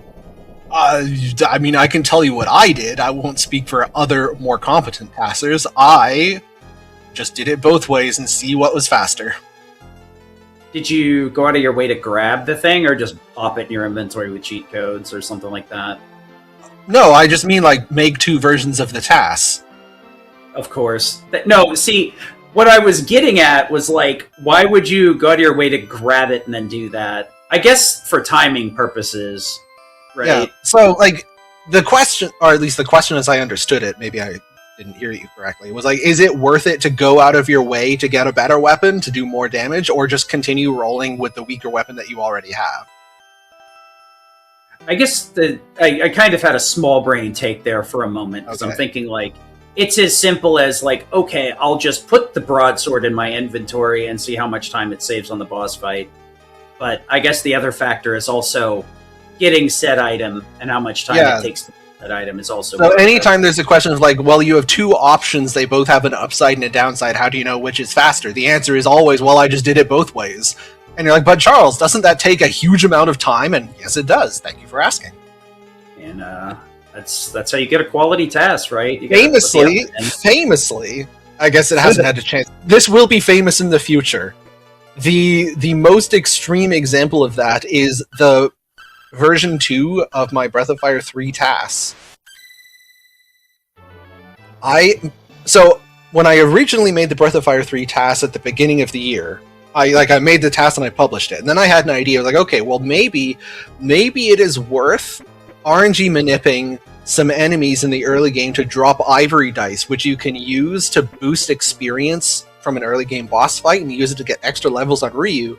And maybe the time for manipping the ivory dice will be worth it. They will save more time in faster boss fights down the road than it costs to get. The question is, how many ivory dice should I get? The original route just got 1. Nice. but I could get as many as 4 or 5, with 5 being the cap, because at 5 ivory dice I actually hit the experience cap that it is possible to hit. So like, should I just do 1 or 2 or 4 or 5? Which is fastest? The answer is I just did all of them. I just made 3 new versions of the Breath of Fire 3 TAS through to the end game to figure out which one was fastest. Well, all I have to say is, Breath of Fire 1 has its own built-in ivory dice system. You just have to kill off your party. Yep. So, yeah, Mrs. Charles did not see a lot of me for a few weeks the last couple of months ago. I maybe got slightly too absorbed in trying to optimize my friggin' dice route. Anyway, it's done. I'm glad. I'm free now. It was definitely a fiending for getting that done. Yeah. You do see it sometimes. TAS author goes through version 1, and then they're like, this is better than the previous one, but this can also still be a lot better. I need to fix it. Version 6.9, final, no for real this time, use this one. Yep.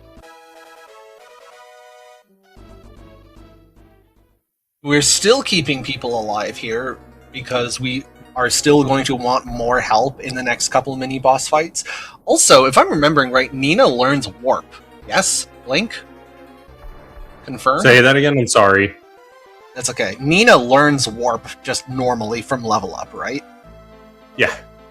Yeah, okay. So one You of the have to be things level 13 for it.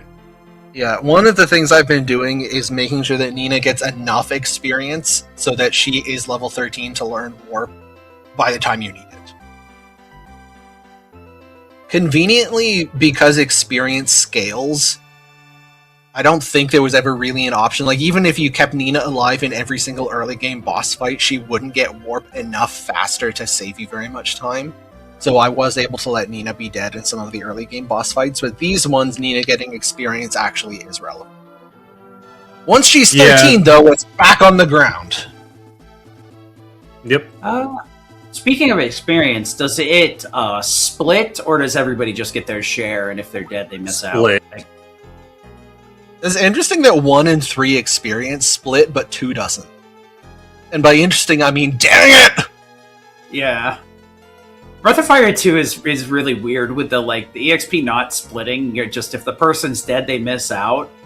It definitely feels a lot less bad when a character dies, though. I think Because you're 4 like- also does the split. This series is kind of like, they can't make up their mind what mechanics they want to use. Technomagus asks, you're going to say all that about which amount of dice is optimal, but not actually tell us the number? If you really must know right now, I did showcase the Breath of Fire 3 TAS on my own channel. You can go check it out. Do you think they noticed the really subtle sellout? Yeah. Go follow my channel. No. Or you can just wait until we showcase it here. Either one is cool. But for those who would like some suspense, I figured I would not say the number out loud. Someday in the future, both TASs will be on our channel, so they can just click out of this one and scrub around the video and look for the most viewed portion. And then come back, finish this one, then watch the Breath of Fire 3 TAS. I love how we're doing it out of order, so if they watch it in order, they'll be watching the second one. And then the Breath of Fire 2 TAS, which we did first, and then the Breath of Fire 3 TAS, which we did last. Until Breath of Fire 4 TAS happens. Oh my goodness, don't even talk to me about a Breath of Fire 4 TAS. I'm not looking forward to that. I mean, I could threaten you with a Breath of Fire 5 TAS. How about that? I don't even know if the PS2 emulation is really up to TASing standards yet. Honestly, Maybe it is, I don't know. I think Dragon Quarter does have an optimized enough TAS that there's very low things to pick up. Dine or Rex would have to tune me up on that and call me out for being a liar, but my enthusiasm for making a TAS would definitely go down if I knew that the emulation quality was such that the TAS would become outdated in a few years just because the tech improved. In that case, I'd just rather wait for the tech to improve and then make it. This was relevant for Breath of Fire 3 because the original Breath of Fire 3 TAS made by Janus back in 2011 was on outdated emulation. It was significantly faster than a PS1 would actually run, which is one of the motivations for me making a Breath of Fire 3 TAS, even though I had never speedrun Breath of Fire 3, was just to get a TAS with proper emulation. Which did mean that I was competing against a run that had 15 to 20 minute advantage over me for no particular reason other than hacks. Yeah, the rulings on the on TAS is a bit goofy, where they're just like... Well, it makes sense to me that like the best available TAS stands until there's a better one. Well, yeah, of course. I've always been the kind of person where it's like, all right, let's we're gonna be here for like 5 hours. Let's just not sit here for the 30-minute cutscene if possible. Let's make it 3. Big fan of like cutscene removers and other things like that too. Quality of life that just speeds up dialogue and stuff. As a runner, I see the appeal. I think a lot of casual players actually enjoy seeing the game as they played it when they were kids. I think Yeah, that's fair. Because I mean, you see it a lot with glitched runs where people are like, "You're cheating," and Yeah. get very, very Part of the irritated. sales pitch, whenever I'm submitting Breath of Fire 2 to a marathon, part of the sales pitch I give is that the dialogue boxes in Breath of Fire 2 scroll enough that the audience can read what's going on in the game, even though I'm mashing through them as fast as possible. And Yeah. have had many viewers over the years confirm that they do in fact see that as a plus. Yep. It's very funny when you submit it to really, really lots of lore and you have to change 0 things about the run. Yep. It's the same thing. So there's an interesting little routing thing here. The old TAS goes out of its way to save here and then death warps back to Aurea, but it actually is just slower. For reasons that we will see shortly. The death warp does save a little bit of time. You can death warp from the cave back to in town, but you saw me walk through the cave. It doesn't save that much time. But the fact that you have saved in Aurea stops you from doing the boat death warp.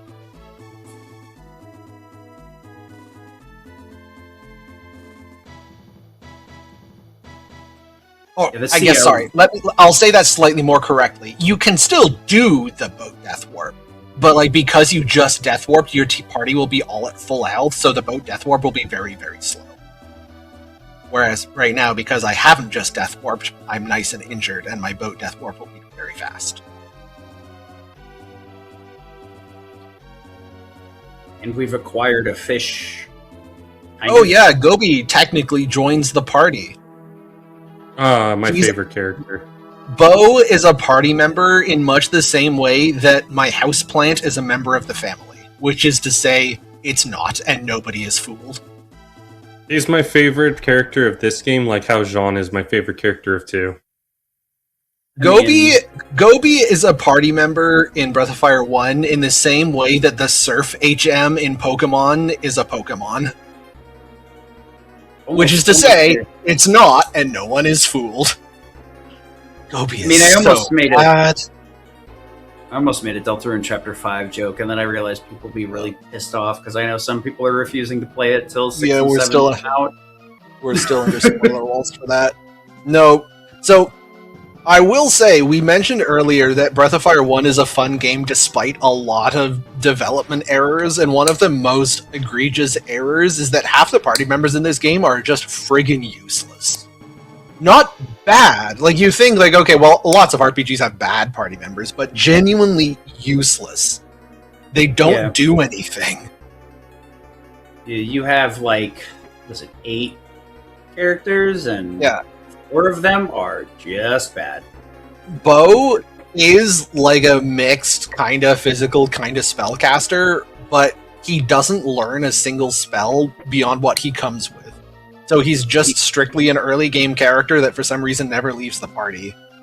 Gobi gets spells, but he can only cast them underwater, and there's only really one underwater segment in the game, and they're not even worth casting. He sucks. His numbers are terrible. And Mogu exists. He doesn't even get a spell. Man, Gobi is like... They had a vision, and they committed to the bit without really considering how bad the bit was. Yeah. It's like watching a comedian going down in flames, and you're just like... If you took Bo and put him in almost any other RPG, he would be easily the worst character in the game. And yet, in Breath of Fire 1, he's not even the second worst. It's remarkable. Yeah, Gobi's attacks only working underwater is mystifying, because they're not even good anyway. No! Anyway, like, Octo! Decent. Just fighting Alfred Molina here. Don't mind me.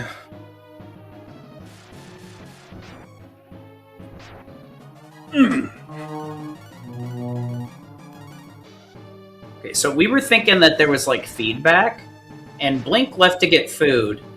That definitely wasn't on Blink, so there's just something weird going on here, and you know what? I love it. Yep. This is the kind of silly character that we get out of this show. It's priceless, actually. Incidentally, this was a demonstration of elemental weaknesses working with dragon attacks, our dragon was hitting 50% harder than usual because the Octo is weak to lightning. As a matter of fact, Unsurprisingly. we've only ever done Lightning Dragon. Is there any reason to do a different one? Because the 3 different elemental drakes you start with have 3 different base damages. I think it's Really? 80, 100, 130. Yeah. So the Thunder Dragon is just the best one. History repeats itself. Just the same thing in Breath of Fire 2. No. In Breath of Fire 2, we only use Thunder Dragon because it's the fastest animation, but they all do the same amount of damage. In Breath of Fire 1, the Thunder Dragon just straight up does more damage. I mean, I guess they both learned their lesson and didn't learn their lesson. Yeah. Oh my god, that's please stop. Thank you. There's going to be a really funny example later, though, of why damage isn't everything. This is still hours in the future. I guess probably like 2 hours in the future. Once we get the big dragons, the little baby dragons that we're using here are what we keep for most of the game, but near the end we will get the big dragons, and we will use one big dragon one time. And in the fight where we use it, we will have the option of the strong dragon that does the most damage and is clearly, obviously the correct choice, and another dragon that just does less damage. And we will choose the one that does less damage, and it will be very funny. Anyway, we're a fish. Just a fish. This is actually a good opportunity. There's just a long walking and talking segment here, and my coffee cup is empty. I will be back in 2 minutes. Sid, can you hold down the fort? Yeah, I mean, I can find something to argue with Chad about. Don't worry about it. Yeah, there we go. All right, BRB. Thank you. Yep. Yeah, Chad's pointing out that the Breath of Fire 2 adult dragons are non-elemental, which is correct on its face in terms of factualness. I think it's just a matter of, they screwed up the coding, though. I'd have to, look at it, or ask Nitrodon specifically. There's a lot of interesting stuff in these games that are broken in, a really weird way.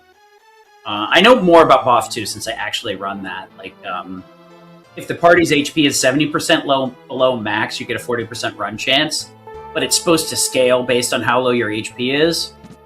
Until recently, I wasn't sure if it actually scaled properly on the GBA, so I asked Nitrodon to look at it, and he's like, yep, it's broken in the exact same way. I think they just copy-pasted the code. Which you would think would be the case for a Game Boy Advance, but there was some... the Holy Scarf, which is supposed to give you the smoke effect, and the Collar item, which is supposed to increase encounter rate, don't function the way that the devs intended. For the sake of, brevity, that's just the easiest way to put it. They tried to fix it and broke it in a different way, making Holy Scarf and Collar just not work at all. So in Game Boy Advance, we get to use smokes the entire run! Yay! At least we found out thanks to Nitrodon to the point where we knew to use it, rather than losing 5 minutes to just getting jumped for the entire end game. Because the encounter rate in BOF 2, as we've mentioned earlier, is criminally high. I would, there's some things I would do to have access to marbles, and nothing I can say on stream. Yeah, luckily the Gobi section is pretty straightforward. Yeah. We'll have to ask Blink when he gets back, but this is...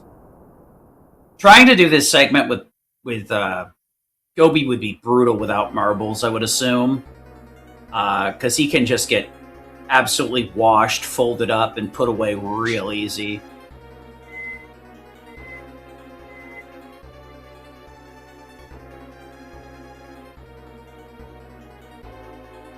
And we just randomly have death in here. Hey, look, it's another character. Neat. I wonder if this one will be usable.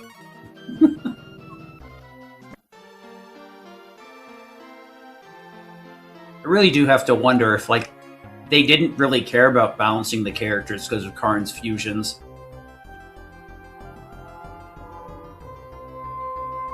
We'll discuss that with Charles when he gets back. I think it's a good talking point, since we kind of brought it up earlier. I guess a good kind of brainless talking point here, too.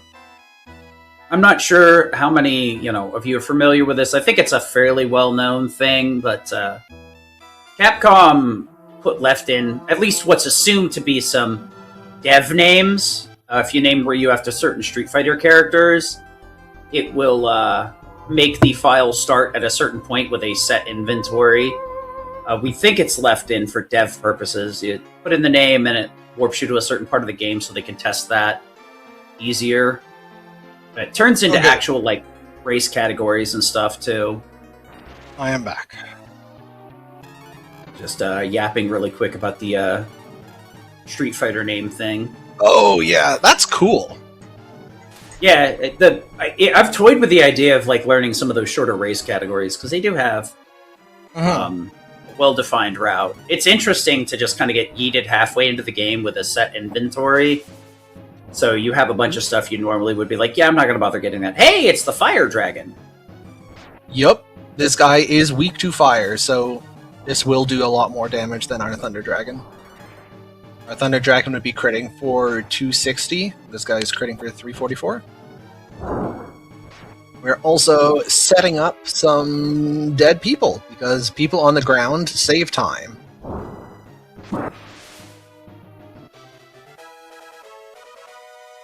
Yeah, as meandering through the yapping session, kind of stumbled on a good topic, since we were kind of related to it, talking about the characters being useful. Because I was like, oh, cool, maybe this guy will be useful. Another character. And kind of played around with the idea of, maybe they just didn't balance the characters because of the Karn fusions, and they're like, yeah, it'll fix itself. Shrug. Yeah, so the Karn fusions certainly mean that there is something to do with the other characters, but I would still argue that that's less good than actually having usable characters. Yeah. I mean, if you're gonna have 6, 7, 8 party members in a 4-party game, there should be some cost benefit analysis versus just bad, least bad. Yeah. And it's kind of clear that the characters who make the Karn fusions are also the bad ones. So yeah, it was at least partly on purpose. There's no fusion with Bleu, for example, who actually can contribute meaningfully. Not in the TAS. Yeah. Bleu does not contribute in the TAS, but casually she could. I can appreciate the fusion system being kind of reworked, I guess, in Breath of Fire 2 as well, to where they also use this is why party members. Warp on Nina was important, because if at this point we don't have warp yet, then the walking takes forever. So being able to warp around is going to save us a lot of time. You could just death warp. Well, I guess you'd have to death warp every time, right? The thing is you can't death warp everywhere, because you have to set your death point. So you can death warp... So we're going to death warp out of here, for example. We'll death warp back, but we can't death warp here and death warp back. So the warp spell is going to be important. Did not realize there was 2 separate flags for that. I just assumed they were always the same thing. Makes sense. So warp is just you go wherever you want. You can warp to anywhere that has a dragon statue. Oh, but I guess the menu must have been so quick that I didn't even notice it. Oh, yes. You missed a quick menu. The death warp sends you specifically back to the last dragon statue you saved at. Hey, look! So we'll generally be warping to a dungeon and then death warping out of the dungeon. That's certainly what's going to happen here. And this is fun, because we had 4 characters dead. But so if you remember the end of the last fight, we had Ryu alive and the other 3 dead, and also the 5th party member dead in reserve. You can switch Ryu out of the party here, unlike in future games, which means you could actually switch out my alive Ryu for the dead, I think it was Gobi? Dead somebody, and result in a party of all 4 dead people, and you can actually walk around with a party of all 4 dead people. All that happens is once you spawn into a fight, you instantly game over. So you get the most efficient possible death warp. Do kind of miss that in modern games where they're like, no, you can't put yourself in an instant fail state. And it's like, maybe I do want to fail sometimes. I've got to learn a lesson every now and then. So out of the bad characters, Ox is definitely the best one. He's quite beefy. He learns a useful heal spell. He does a reasonable amount of damage with his physical attack.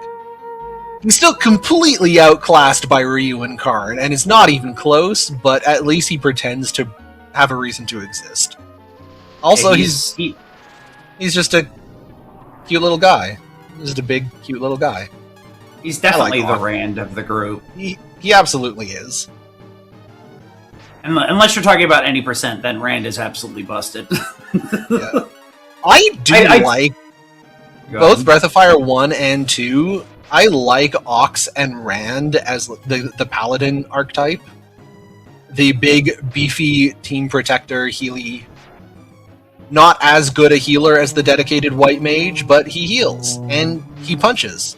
I love that archetype. More games should have one. I love that it's more balanced towards tanking hits and healing.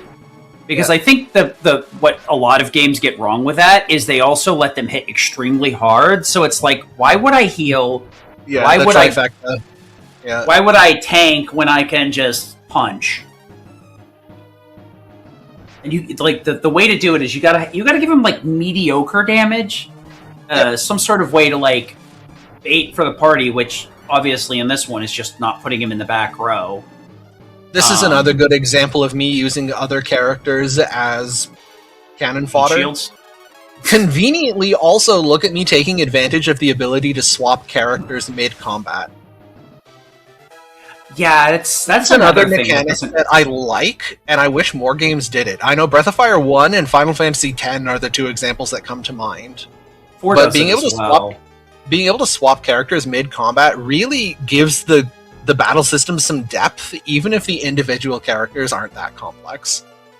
But as a task, very conveniently, it just means I can make use of all of my cannon fodder at all times. Which is very fantastic, because as you can see, the enemies are starting to hit very hard. I'm under-leveled and under-equipped. It's not a problem for my damage output, because of course, my damage from my dragons is just a fixed number. That's fine. But it does mean that I die very quickly, and if I didn't have cannon fodder, I would have to manip dodges, and we have already discussed why manipping dodges and crits on every single turn is hard.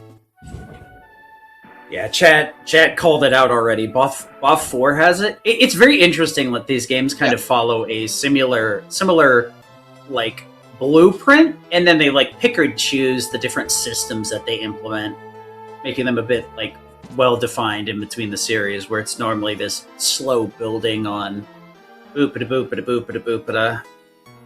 Although I will say, even if you could swap characters mid-combat in Breath of Fire 3, it would never matter, because you're just soloing the entire game with Ryu anyway. Oh, that's why I remember the B rank being bad, because you're supposed to upgrade it, so there's technically 4 ranks in the game. I don't think you upgrade it, I think you just need to take it to this guy to get it fixed. Like, you can't equip it until you fixed it. Oh, it's not a Master Sword situation. I baited myself. So. I think you baited yourself. However, speaking of upgrades, Karn now matters. So, Karn's fusion system is actually really cool. He can fuse with combos of Bow, Gobi, and Ox. And there's 3 pairs, and then the fusion of all 3. So, Bow and Gobi is Shin. Gobi and Ox is Doof. Ox and Bow? No. Ox and Gobi is that underwater one that I don't remember the name of because nobody ever uses it. Ox and Bow is Doof. And then all 3 of them gives you Puka. Interestingly, Puka is the obviously OP one. If you make Puka... First of all, it's the last one you get. You have to get the others first. And then once you get Puka, it's crazy strong. Like, just damage capping enemies all over the place. Incredibly tanky. Also, a cute little guy. Adorable sprite. Love it. 10 out of 10. No notes. But, I mean, we're not getting it. Here. All of that stuff that I just said is true, and it only takes a couple of minutes to get it, and we are not getting it. It is genuinely not worth it. Chad is asking if fusion is mandatory. I remember it being the opposite. That there's some places you can't have characters fused because you can't progress. Like you need ox to break rocks or something silly like that. So I certainly know that the Bo Gobi Shin fusion can walk through forests the same way Bo can. I don't know if Doof can break rocks. I never fuse Ox in this task, so I never needed to know.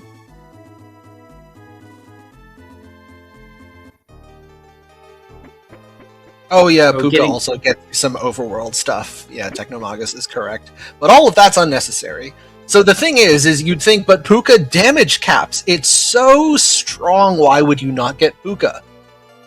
Yeah. I will answer, you do not understand just how much damage you can do with Shin. Puka can damage cap, yes, that's true, but you're thinking of like normal human play. Think of red bar crits. Even Shin being Karn's weakest fusion, Shin red bar critting is gonna get us real close to the damage cap anyway. Doof just pushes boxes? Okay. It's funny, so because I've never speedrun Breath of Fire 1 myself, there's a lot of stuff about the game that if I didn't need to know it for the TAS, I just never learned it. I mean, isn't BOF 1 your next project? Learning it, yeah.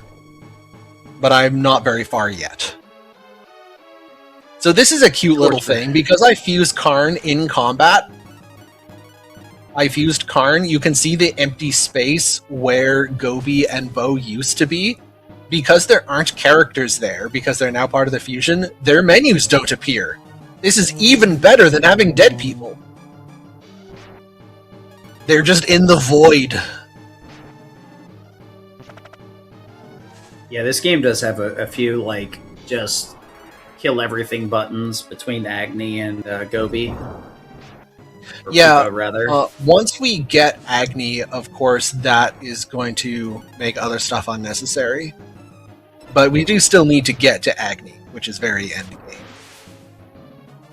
Actually, thinking of it, Agni, BOF 1 Agni versus BOF 2 Agni. What's your take? So, when you say BOF 2 Agni, are you thinking G-Dragon, or are you thinking Anthony? No, I mean BOF 2 Agni, the way that they implemented it. I mean... friendship, yep. Is it better that it doesn't, like, completely warp the game's balance, or do you prefer being able to punch everything for 999 and being borderline unkillable? So I am notoriously a masochist. I'm the kind of person who would speedrun Breath of Fire 2 using only Nina and taking 20 hours to do it. Anything, if you hand it to me and say, here, this will trivialize the end of the game, I would say, ew, I hate this. Why would I want this? Why would you hand me something that simply makes my game less interesting?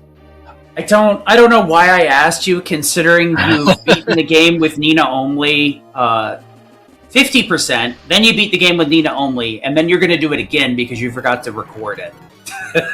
Yeah. Or highlight it, rather. Question from Tycoon Bush.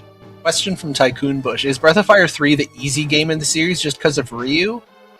It depends on what you mean by easy, and also it depends on whether you're talking casually or speedrunning. I would think, eyeballing it, Breath of Fire 3 is the hardest speedrun because you have to learn all of the movement tech. Random encounters in Breath of Fire 3 are way more involved than Breath of Fire's 1 or 2. In Breath of Fire 1, you just avoid encounters. You have marbles. In Breath of Fire 2, you just take encounters. You can't do anything about it. But in Breath of Fire 3, you can do shenanigans to avoid encounters sometimes. And that just seems very difficult as a runner. Breath of Fire 2 has some parts where it's not too bad, but for the most part, it's a pretty miserable game. Well, unless I mean, you're Breath of playing on Fire... GBA with the... Go ahead. If you were thinking in terms of, like, I'm a speedrunner, I want to go fast, I don't want to lose time, then yeah, Breath of Fire 2 could be frustrating, because you will lose time. It's a 7-hour run, 6 to 7 hour run, with a lot of RNG, you will lose time. But I think nothing in Breath of Fire 2 is individually very difficult.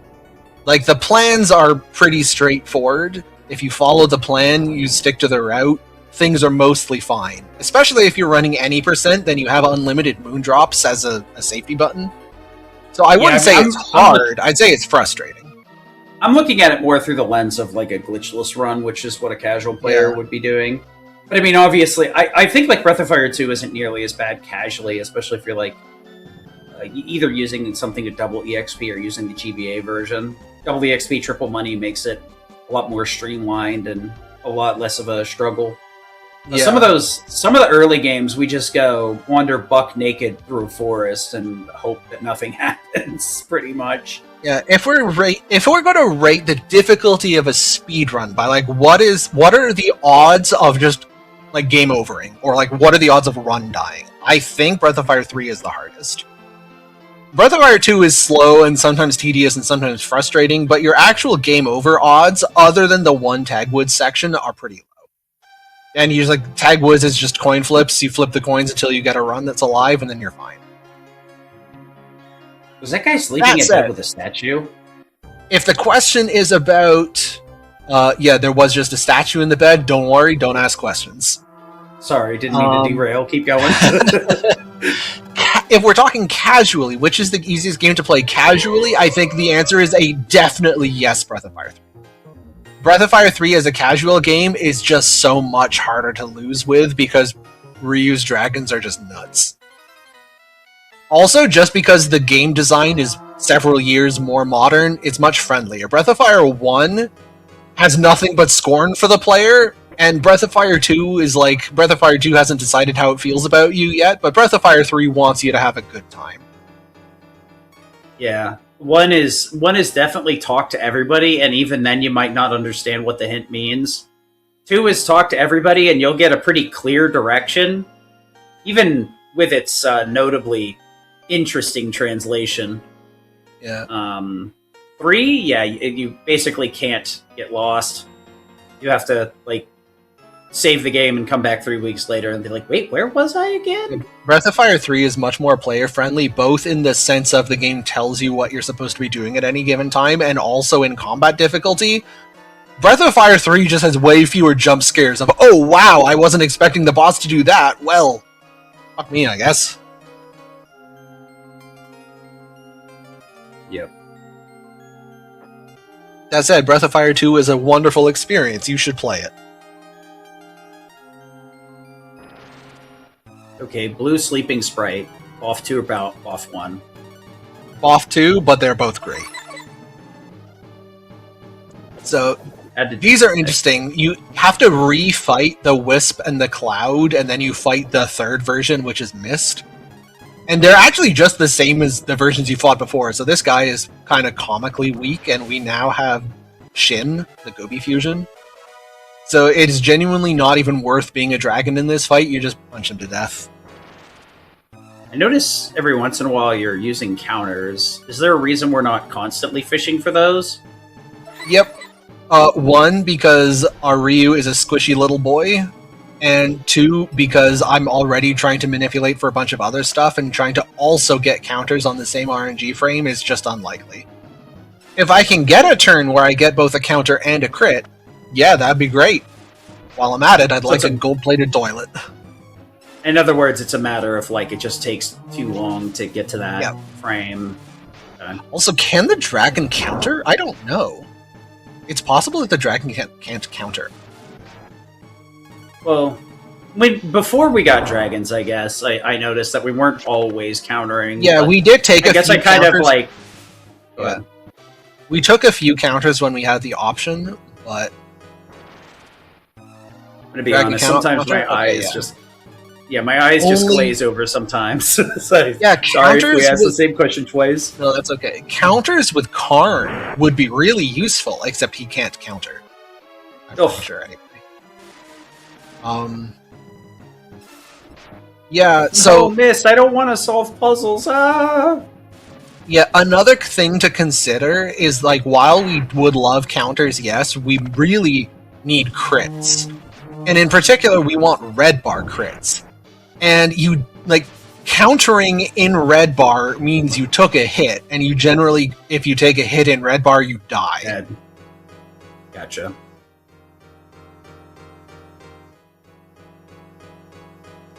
So in the early blue game is- bosses, there were a couple of times when Ryu got a counter on my way down to Red Bar when it was available, but it's just not a big component of the run. Yeah, I noticed a few counters, but not like a frequent amount of them. So yeah, I wasn't sure if I was missing something, but that makes more sense when you're like, oh yeah, basically I'm just waiting for the stars to align if I do that, rather than just like the moon to rise. One's a lot simpler than and more reasonable than the other.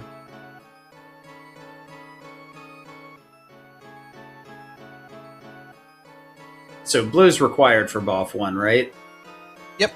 She's just a normal party member. I do love that they brought her back and made her a recurring character in the series because it is great. We all stand blue here. I do appreciate the repeated characters from the series. It's We nice all having some appreciate staples. our Snet girl in this household.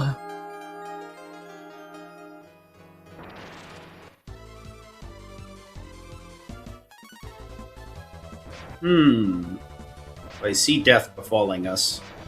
Yep. This Death Warp is kind of annoying to set up because the enemies here are not very strong. You have to farm for a crit. Yep. How is it? I mean, obviously with your turns, right? You can just delay your inputs, but how is it farming enemy inputs? You have to stall It's in the same menu as thing. well. Whatever random results you want, they have to all be maniped on your final A input to start the turn. Link's in chat since he's off getting food, mentioning that RTA he sets up a dead party here instead of fiddling around with a death warp. That would also work. The price, of course, is that you have to open the menu an extra time and the menu's slow. I'm sure that RTA doing the dead party death warp is better because then you're not beholden to enemy RNG, but as a TAS, I have the option. Speaking of menus being slow, we're manipulating though encounters here. Do you have a rough estimate of how much time that saves versus buying marbles and using them every X steps? Probably a few minutes over the course of the run. Gotcha. So it's a contributor, but not like it contributes, super but it's not. manipulator. No. I think the single biggest difference is just my boss fights are much faster because of red bar strats. And also because of not having to heal.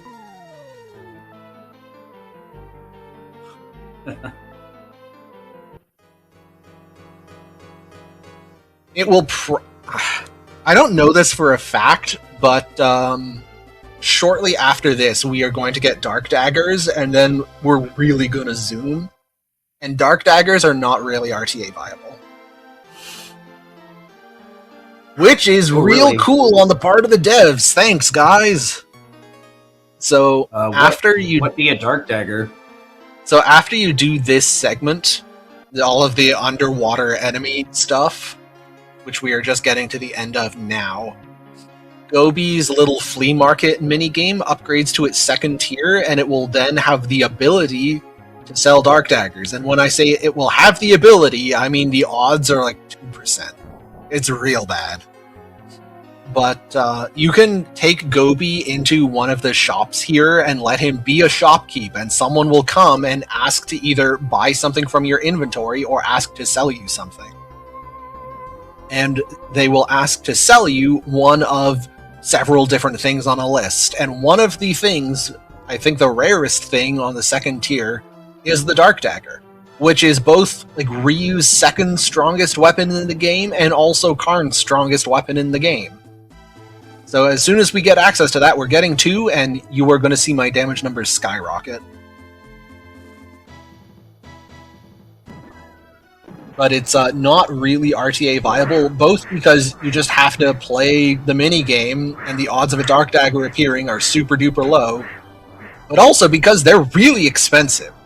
As a TAS, I can afford them because I haven't had to buy equipment or healing items or marbles or anything, but a human definitely does not have the $30,000 to spare.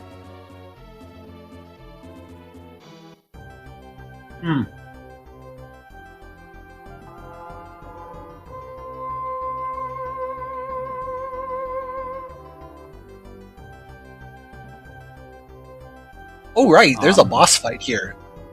This guy is so forgettable.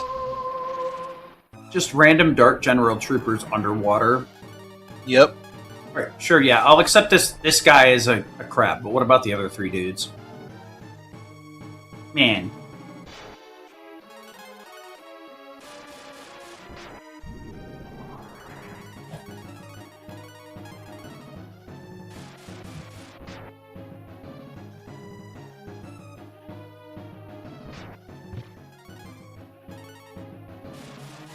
So I guess if we're getting Dark Daggers, we're going to see less of the dragons, huh?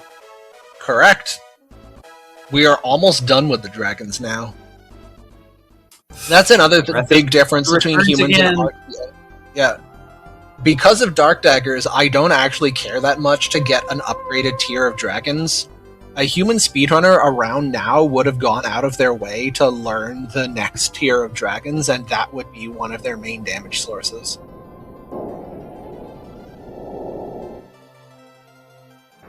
But you have to do quite a lot of like walking around and doing things.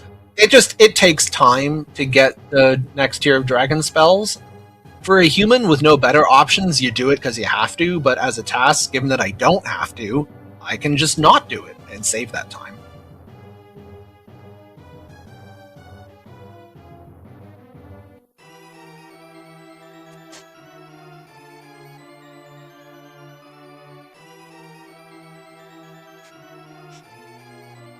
And speaking of not doing things, I guess we've never really touched the story. The game isn't very complicated. Light dragons and dark dragons are at war. And we're searching for these keys that the dark dragons want to revive this goddess.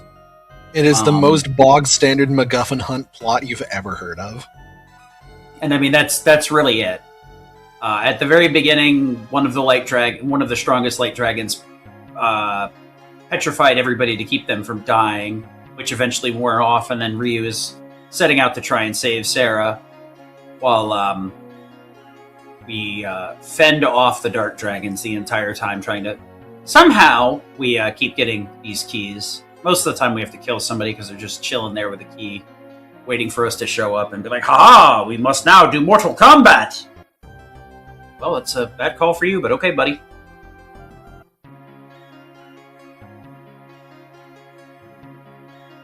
Yeah, the plot is we lost our car keys.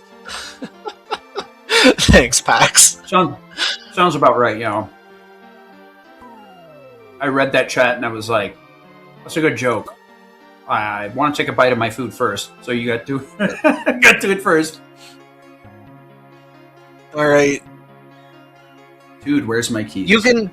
You can judge. So, funnily enough, you actually have to. It's leaving town that upgrades the flea market to tier 2. So then we come straight back in, and you can judge by how long the wait is.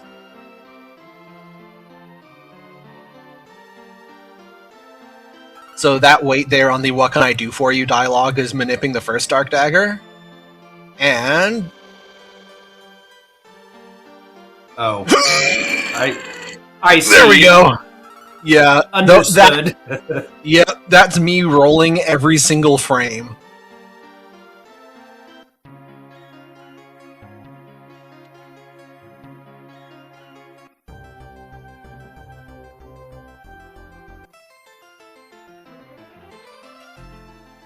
Now to start stabbing everybody that gets in our way.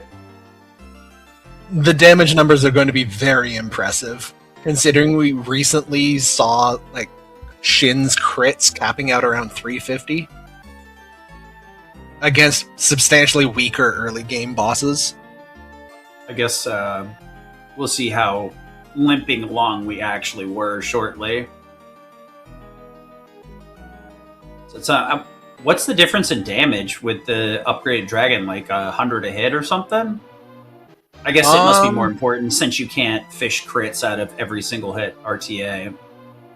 Well, you can use Marble 1s for crits RTA. It's expensive, but you can do it. That's a question for Blank. Because I didn't use the big dragons in this task, I actually don't know what their damage numbers are. I think they're somewhere in the 200s, but...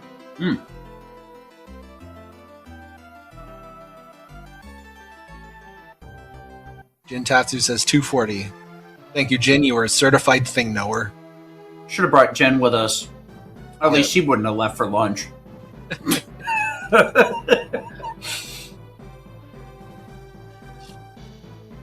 Ugh.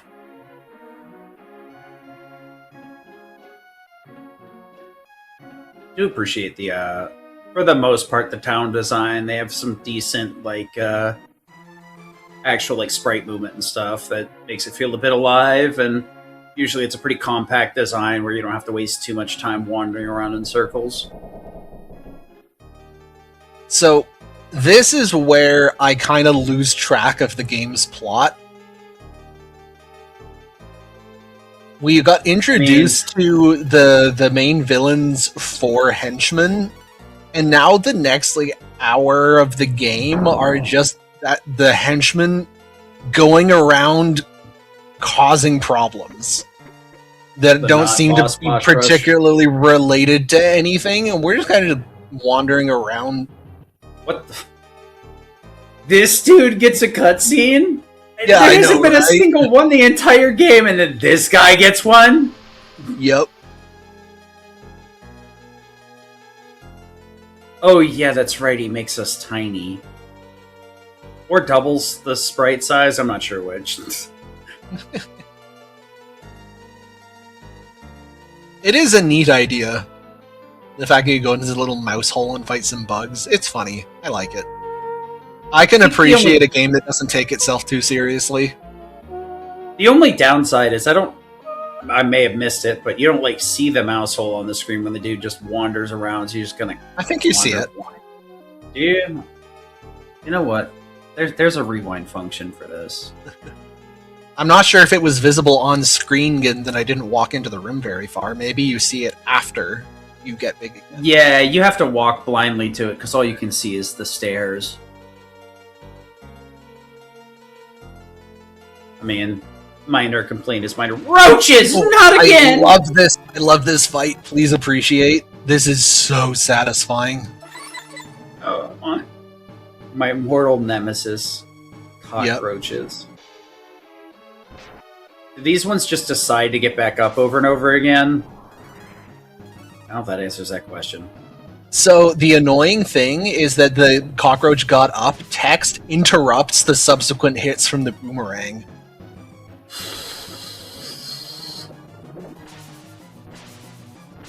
So it's just going to casually make this fight take longer? Great. Yep. And that was an instance where you saw me get the counter, and the counter damage capped, because these things have just no defense.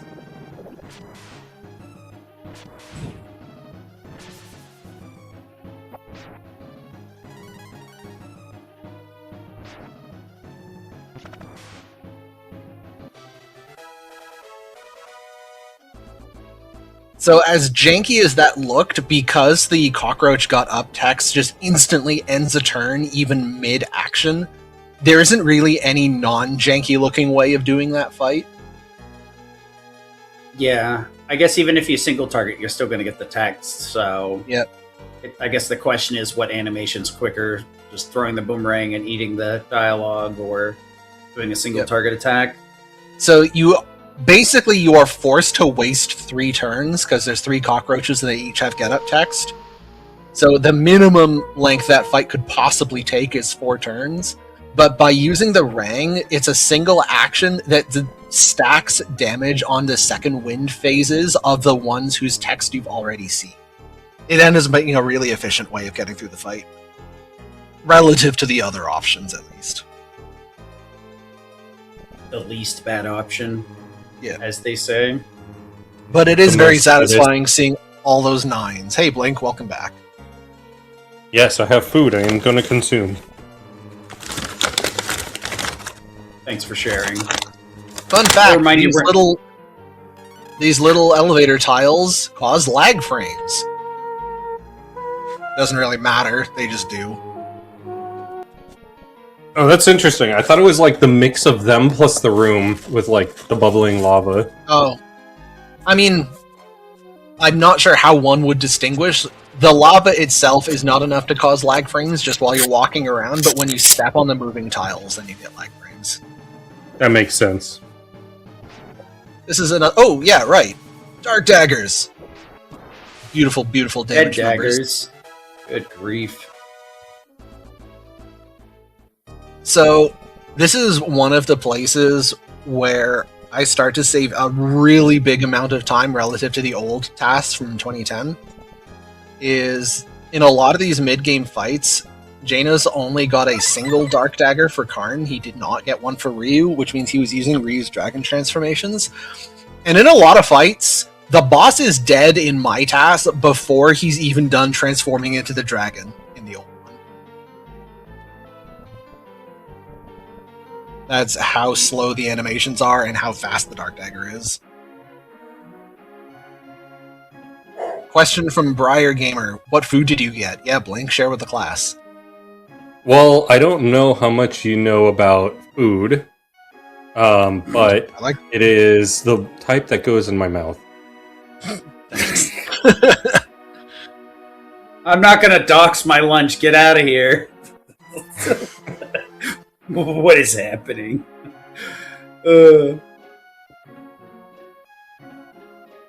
Mario falling sound goes, gross. Gross, yeah. You eat By food putting with your mouth? I eat food with Yeah. my ears. Yep. I know what you really wanted to say, Blink, and thank you for censoring yourself. Yeah. I'm glad that, Sid, your brain auto-completed the exact same sentence that mine did. He auto-completed the same exact sentence that I did too. Yep. Blink has It's just my warped mouth said something different. Blink has warped my fragile little mind. He's poisoned me. Oh, I forgot. I think about it's the getting other way this. around. Oh, sure, yeah, okay. Whatever, buddy. You can fly.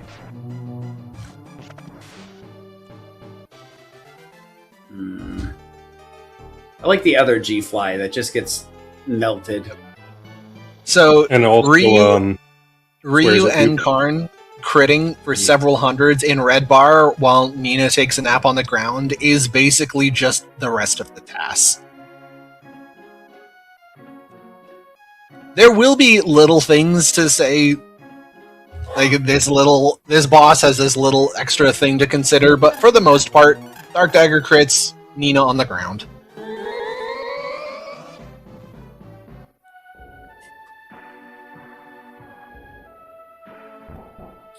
White Mage being dead as intended. Yep. wait, what? Oh boy, fish. Yeah, what are we doing? I think we need to go to take some oil to some frogs, or this game confuses me. I have no idea. No, we need to steal some oil from frogs, so we're giving them a fly so that we can milk the oil from them. Okay, yeah, that makes more sense now.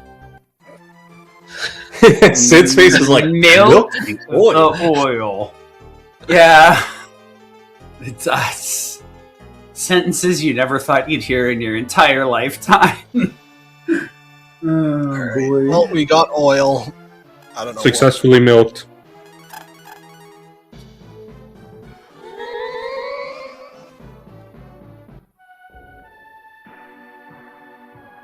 Oh yeah, I guess Blue wanted the oil to heal the guy we beat up. Yeah. I know that when I've just been beaten up by a group of adventurers, what I'm really hankering for is oil. Just a nice Trying to give him a nice massage. Maybe this guy is related to the old man in Aria. Yeah, that makes sense.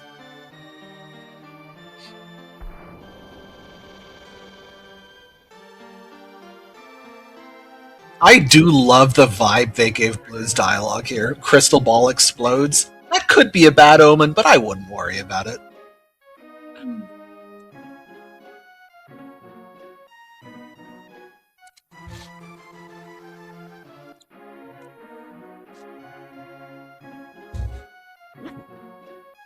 Let's see if he gets another cutscene. Nope.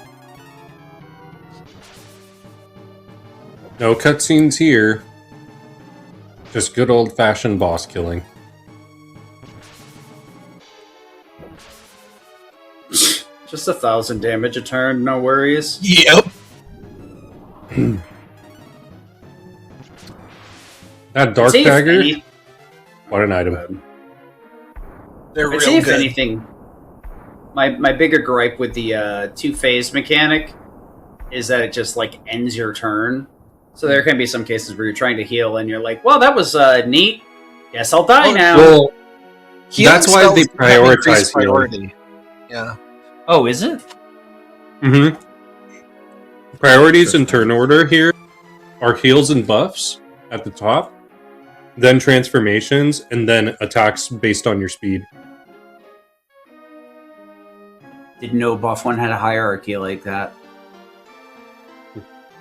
Maybe you should play it sometime. I'd love to see you resetting all night. So you can accuse me of cheating? Nah, I think I'm good. Wow, that's a low blow. Mhm. I'll stick to the GBA, thanks. I mean, you can also reset on the GBA at night. That is true. Yeah, these games are reset factories. They are. So this dude was just stomping around the house while we were having a conversation. Yep. Interesting. So, Concussed Gamer says they're surprised Ox with the mallet isn't getting used at all. Yeah, it's a combination of, one, you have to go a fair bit out of your way to get it, and two, it's just not that useful. As much as Ox with his mallet is good, it's not Ryu and Karn red bar critting with Dark Daggers level of good. Well, Mallet's the one from the Gobi shop. Well, I mean, when you get like Well, also- 1,000 DPS Well, maybe I'm a thinking turn, of the Spine Hammer. Yeah, you are, but Ox is also the slowest party member, so you would get enemy turns in before he even gets an attack. better to use him as a punching bag, I guess. Exactly. Or dead on the floor.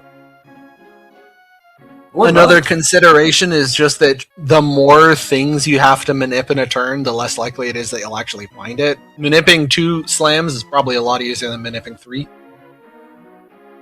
Yeah. That sounds right. And even manipping 2, from what you were telling me, is exponentially harder than just manipping 1 attack. Yeah, if I'm remembering right, there will be times when you see me get like 1 slam and 1 normal hit, just because I couldn't find anything better.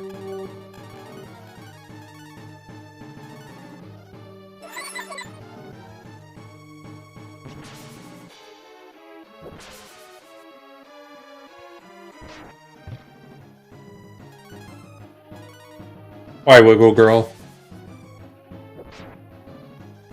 Not quite as broken yet. Needs to wait a couple of decades or centuries. They ever specify what the time gap is between 1 and 2? I don't think so. That's really like the only part of it is like there was a light and dragon fight, light versus dark dragon fight at some point, and blue just somehow is immortal. Those are like the only 2 facts in this series. What about that? So I What? think- Say that again? Oh, at least the storylines between 1 and 2 are like the light and dragon versus dragon war, and then Mhm. blue being immortal. I think in 3 and 4 it's a little bit different. I don't know if they continue the same storyline Well- even further in the future or not. So, 3 is actually also a direct sequel to 1 like 2 is. Independent story from 2. But they like direct reference the fight with Miria that they do from 1. Which is the proper name for Tyr. Mm-hmm. That's what it's translated as. Yeah. And also, Blue is in that one. but they named her Dice. That's interesting that like 3 and 2 are non-compatible in a timeline sense. It's a Zelda situation where it forks. Interesting. Yeah, it's weird. It feels like they never discussed any of the occurrences that happened in 2 in 3. I am very familiar with the experience of getting forked by Breath of Fire 2. Nice, dude.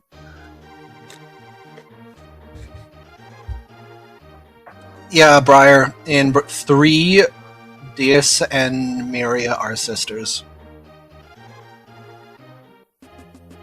Which is an interesting dynamic, because it's like, okay, what if there were goddesses, and there's one that's like, I'm gonna save everybody by doing whatever I think is right, and then the other one's like, yeah, I'm just gonna let them do whatever, because it's fine. I'm not really worried about it. And the question is, who's right, who's wrong? Who knows?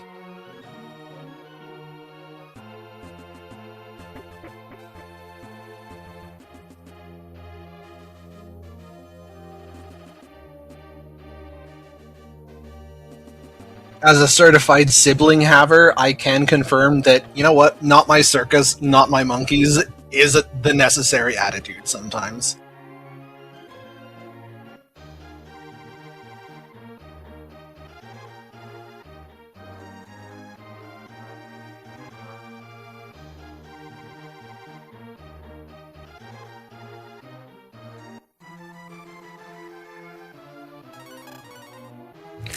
You know, I'm so familiar at this point of just going and pounding the tree, and it's just weird not seeing you do that. As far as I can tell, for the TAS, the ordering does not matter at all. You have the 2 opportunities to punch the tree, and it's the same number of steps either way. 3, because you can do it at the old man. Oh, yeah. When you get the B-Ring. Question from Frog Squash. Are stat gains on level up fixed or random? They are random, which is all sorts of fun. By this point, it doesn't really matter anymore because like the random variance in your stats doesn't matter much. Yeah, But I would early say in the game, it matters a lot. Yeah. I would say the only extent I see it mattering is on some fights, it may be nicer to have a little more HP. So one instance of that would be Avian. Yeah, so It for a makes you less likely TAS, to die. the optimal amount of HP and defense is not necessarily the most because you want red bar. Right. So whether you want like more health or less health kind of just depends on how the RNG works out. Like what exact damage range does the boss hit? As long as it works out well enough, that was good enough for me. I'm sure there's tiny little optimizations where maybe if I get 1 less point of defense on Shin, I can get a red bar turn sooner somewhere, and it's, I don't know. That's the level of optimization that you really do need programs for. I don't think you can reasonably do all that by hand. Mm-hmm.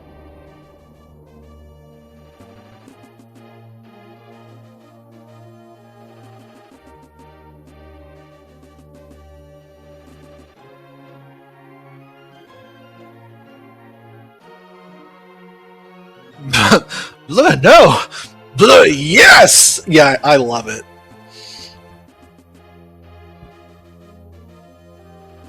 Definitely my favorite character in Breath of Fire 1.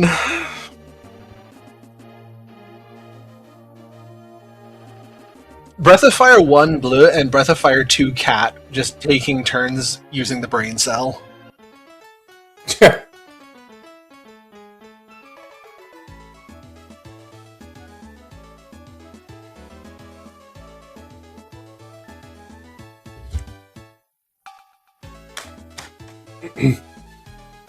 The tequila music in the background for this.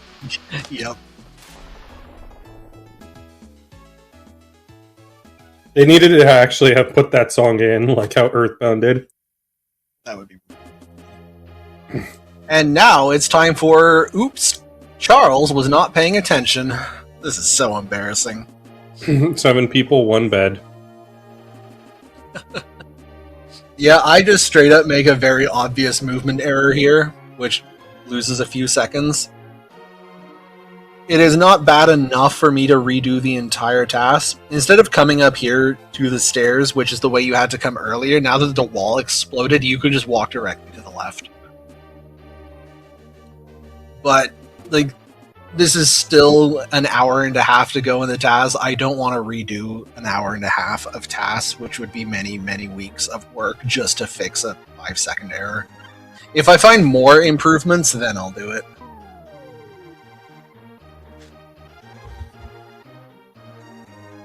My threshold so far has been once there is like a minute or more of improvements that I know of, then I'll remake it fast. But I am not going to do it for just a few seconds. Yeah, because the only other thing I could think of would just be inventory related, and that would only save you frames. Yeah. Breath of Fire 2 is in a similar state. I do have a few improvements I know of for the Breath of Fire 2 task, but they're all just things that save frames. So even over the course of an entire run, it probably adds up to not even 30 seconds. And I'm not redoing an entire task for 30 seconds. Good lord. No You thanks. don't want to? Not true, Breath of Fire runner. Yeah. Especially in Breath of Fire 1, this time is already sub 4. It's 3:59. If it was 4 hours and 10 seconds, then yeah, you could twist my arm. I'm gonna be honest. I'd love to see you do the BOF 2 GBA to see how it compares to an any percent run. Yeah. Well, I'm still unemployed, so who knows? Maybe I'll get bored enough. I am not looking forward to learning this dungeon RTA. Everything else I think I can handle, but trying to navigate this friggin' place, no thanks. Says the This one's guy that actually loves not the that bad. nearsighted. Yeah, sure. I mean, Yeah, I mean, you this love the one is visual nearsighted cue. dungeon.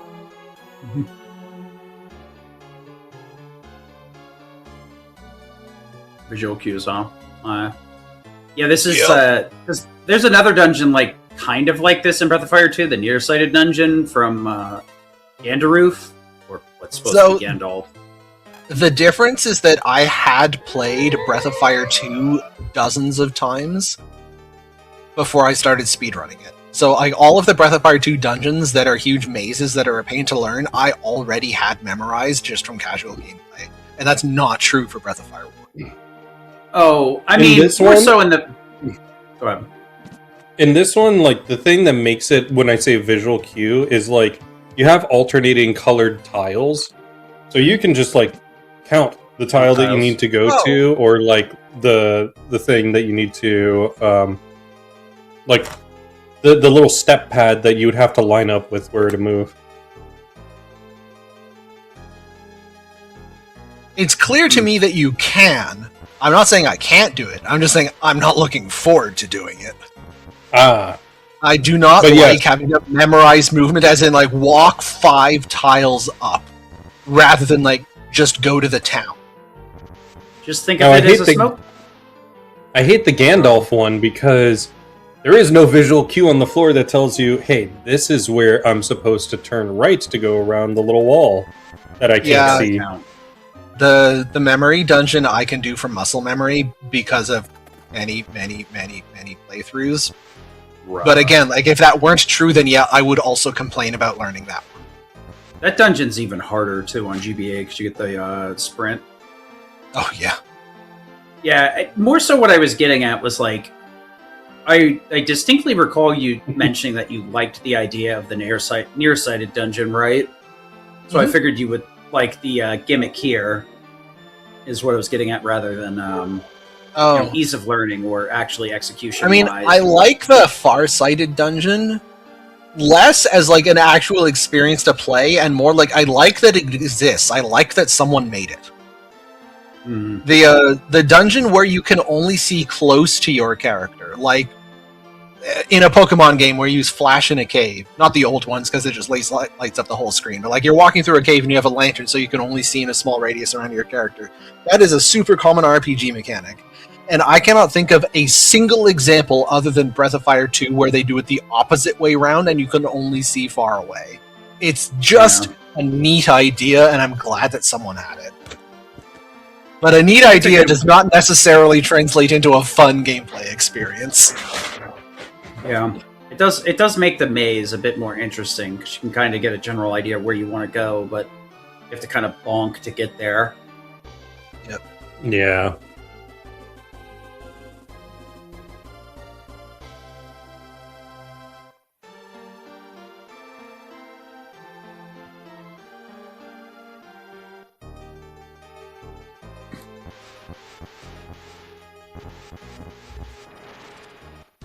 What about the spinning one?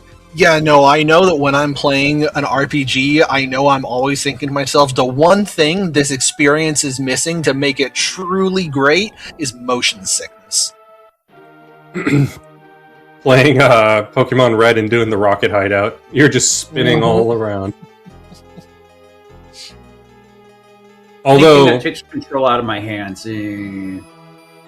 Although the rocket hideout music is 10 out of 10. Yeah.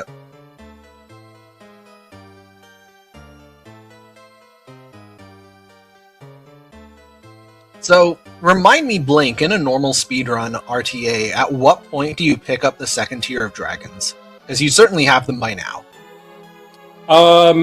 So yeah, we pick them up before going to Gust. Okay. Yeah. Yeah, that makes sense, because that's when the world up. opens up a bunch, right? Yeah, I mean, not only that, like, yes, we have the goby fish, so that's mainly the reason we do it, but I think a big reason for why we do it is because the game's leading you to Gust, so now we have Warp, we can go to Gust pretty easily, we can warp to Romero to go through the trees and pick up the thing, and so, like, yeah, you have a lot of easier world navigation, but the bosses that are coming up have so much more health than they've had before, so you can't necessarily...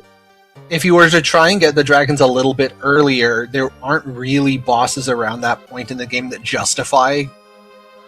Like, the little crab boss you fight underwater does not really need a stronger dragon. It dies very quickly anyway. Yeah. And then the other aspect to that is you need to have the fish, I think. Oh, no. Okay, so the other aspect to that is that you can't portal to Prima. So we want to do it. Yep. We want to do it at a point where we're not, like, using the portal. Give me 1 second, guys. Sure. Sure. Alright. Time to fight Mothra. It's like they tried to make this room challenging, and it's like, bro, putting like 4 switches on the floor in a straightforward room is just, why bother? But to non-facetiously answer the question from earlier, I was eating In-N-Out. Oh, okay. Yeah, that question was more, what we were talking about damage-wise, was an offshoot of something I asked earlier, of,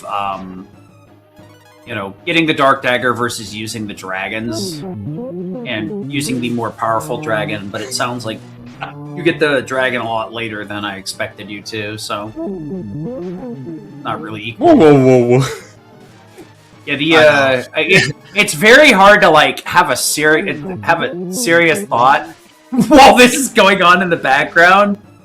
Like, who turned on the YouTube poop? Get this out of here. So this is a good demonstration of the limits of RNG manip. I have to manip both him casting a spell with a quick animation, it failing, him not dodging my attacks because he has a 1/3 dodge chance that affects everything, and I need to manip crits. And some of these turns I just have to settle for 1 crit and 1 normal hit because I could not get the perfect turn. I really wish we could find an excuse to use that sound effect as like a sound bite on our soundboard. Just chat like, what was that? Huh? Am I hearing things? You guys heard that too, right? It's not just me? Event runner willingly gaslights chat for little lulz. Okay. I wanted to make one correction to something Charles said earlier, which was poison does not affect your transformed characters, so it will always miss. So once Rhea's a dragon, or Yeah, shock still lands. But other statuses won't affect characters that are transformed. Yeah.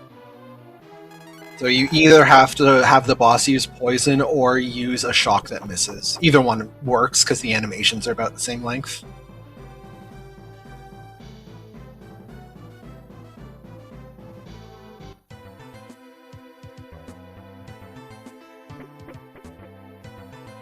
And this is where I save a whole whack of time over the old TAS, because the old TAS now takes about 2.5 minutes of its life to go and get Puka, Karn's best transformation, and I simply don't do that.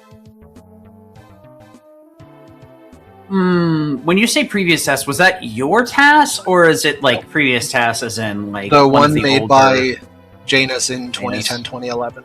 Yeah. In other words, the good old RTA special. Gotcha. Mm-hmm. I think it's a lot of things where just like speed running and tassing strategy in general has come a long way. So for me, making this TAS in 2024 and 2025, to me it was very obvious that Puka just is incorrect to get.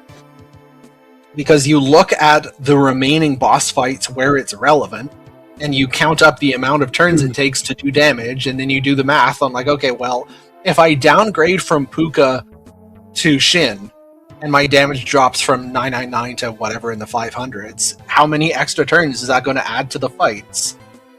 And then you multiply that by roughly how many seconds an average turn takes, and you compare that to the amount of time it takes to go get Puka, and it's not even close. It's like it's far enough apart that you don't even need to test it just by doing the napkin math. It's like, yeah, it's going to be multiple minutes slower. The napkin. I think the conceit was more like back in the day that the TASs were looked more as like just an optimal speed run or kind of like a segmented run, and the conceit and concept of a TAS was kind of evolved into pushing it beyond human recognition, human gameplay versus. Yeah. Well, this is what it would look like if we got perfect luck. Shrug. I can't speak to what Janus's mindset was 15 years ago. Obviously, yeah. It's more so just a estimate on what I can say is that a lot of the stuff he did do correctly. Like I correctly identified a lot of places where it's better to use just regular attacks rather than dragons. So he was doing TAS only strats in a lot of places. Just this isn't one of them.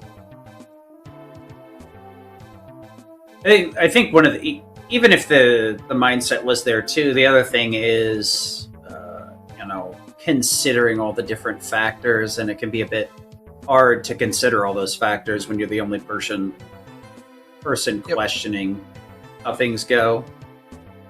Also, in this case, the reason I'm singling this one out as it's kind of weird that he missed this, because there just aren't very many fights left. So you're going 2.5 minutes out of your way to get Puka, but it only actually does anything in, I think, 2 fights. Hey man, I will put it this way. One thing that I do notice a lot with tassing is that when tasses are done with people who aren't very familiar with routes, they'll use what is known at the time of doing the run at that point. And then I can almost see that runners at that point were like, yeah, Puka's the best. He does the most damage, and he has a chance of doing double damage. Mm-hmm. So this was the reason for the comment about TAS strategy has evolved in 15 years. The things that to me in 2020 and onward, I was like, well, obviously, like this would be the first thing you check, right?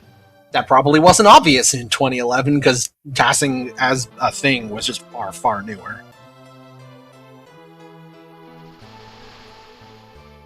I mean, that and a lot of runs have started to push further and further more into the realm of danger, where early... This is one of the interesting things, because I don't know how many people are super, like, old, but, like, the initial wave of speedrunning was, like, done through SDA, and its initial rule set was single segment, which means no save reloading. So RPGs had to be done in a much safer fashion to actually finish a run. Because if you died, that was it. You had to start all over again. And nobody wants to restart a 6-hour run. And nowadays, go ahead. If anybody in the chat is ever interested in trying to make their own TAS, certainly their own RPG TAS, I suppose I probably shouldn't speak more generally about other genres because I truly know nothing about them.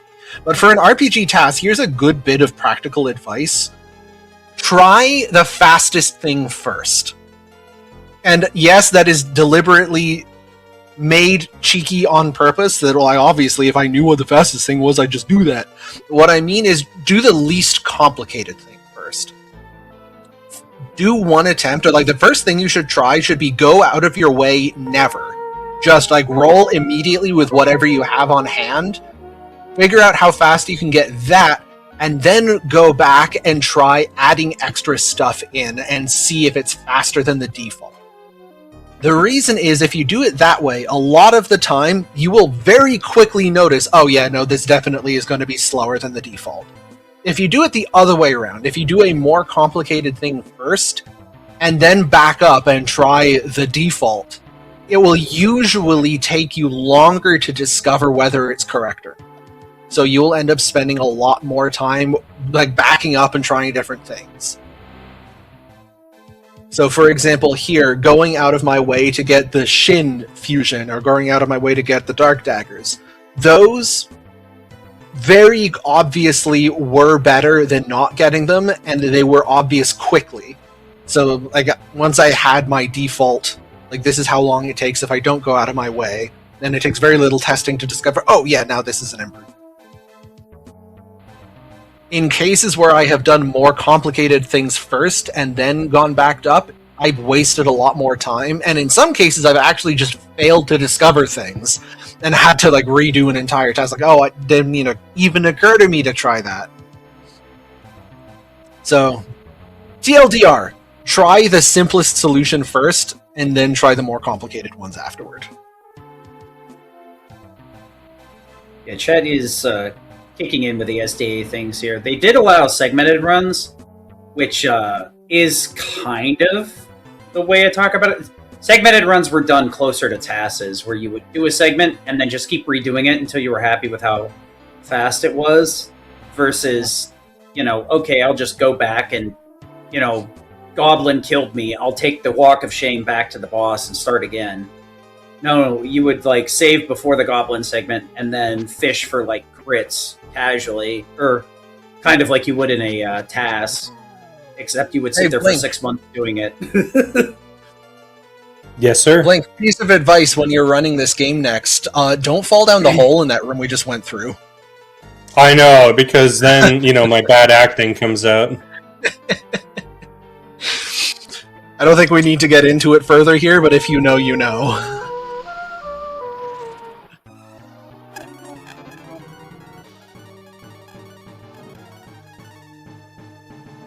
So this boss is cool from a tassing perspective. You can see the boss has this weird pixelated sprite. That sprite is random. The colors that it uses involve the RNG function. It's not just a single sprite. What that means is that when you load into combat, it actually calls RNG. Most of the time, when I load into combat, I'm just stuck with whatever RNG I have, and if I wait an extra frame to enter combat, all I've done is I've wasted a frame. My RNG is still on the same track it would have been. Now, because loading into combat here calls RNG to generate this guy's sprite, it means that I can wait a number of frames to enter combat, and every extra frame rolls completely new RNG, functionally. So it means that for this one fight, I have way more control over the RNG for the first turn of combat than I do anywhere else, which is why I'm able to get through this so quickly.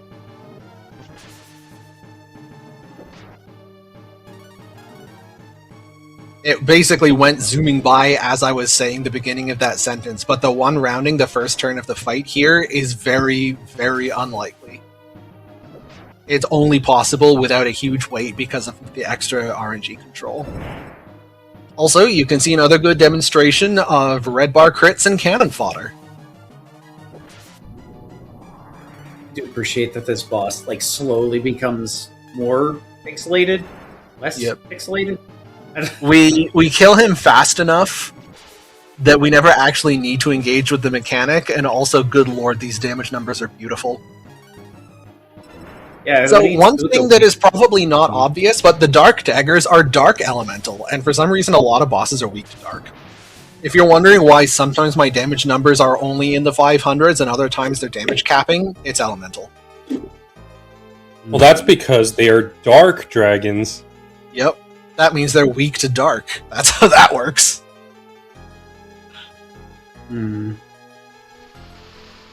Sid's not amused. No, I'm mulling over the thought of like elemental damage in Breath of Fire 2. It really doesn't come up all that often. No. It can. It comes up a little. Every boss has like an element, but every boss that's part of the Dark Dragon group, minus the squid bosses, are dark element. And the squid bosses are the only ones that are to make them like weak to it, because the way that Breath of Fire 1 works is your only elemental weakness is the element that you are. So the squid bosses are lightning element. So that they can be weak to the lightning dragon. Anyway, we got the Rod 5. We're gonna go fishing. It is not a Breath of Fire speedrun if there isn't fishing.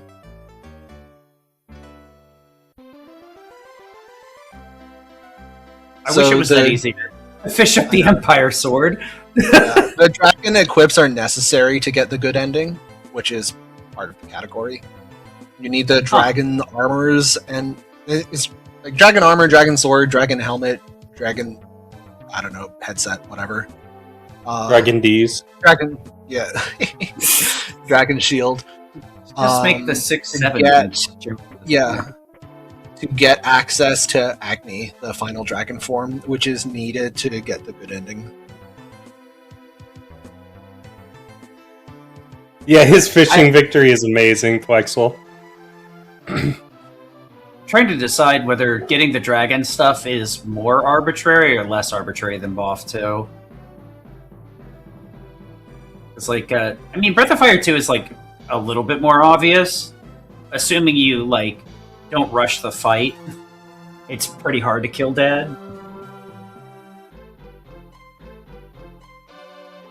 The fight's scary though. But you still have to recruit a Chi-Chi. Yeah. That's not arbitrary. Fair, yeah. Getting the flying town is a little bit obtuse. Even finding the Agni Shrine in Breath of Fire 1, I have no idea how you're supposed to find that. So there's a slab that you can fish up in one of the wells that explains it a little bit. Okay. A little bit. Yeah, I mean, in the translation it's not great, but it tells you that you need all the items and something along the lines of that. Well, does it tell you to go back to the water jar cave from the beginning of the game and try walking into the lake? Let me double check what the slab actually says.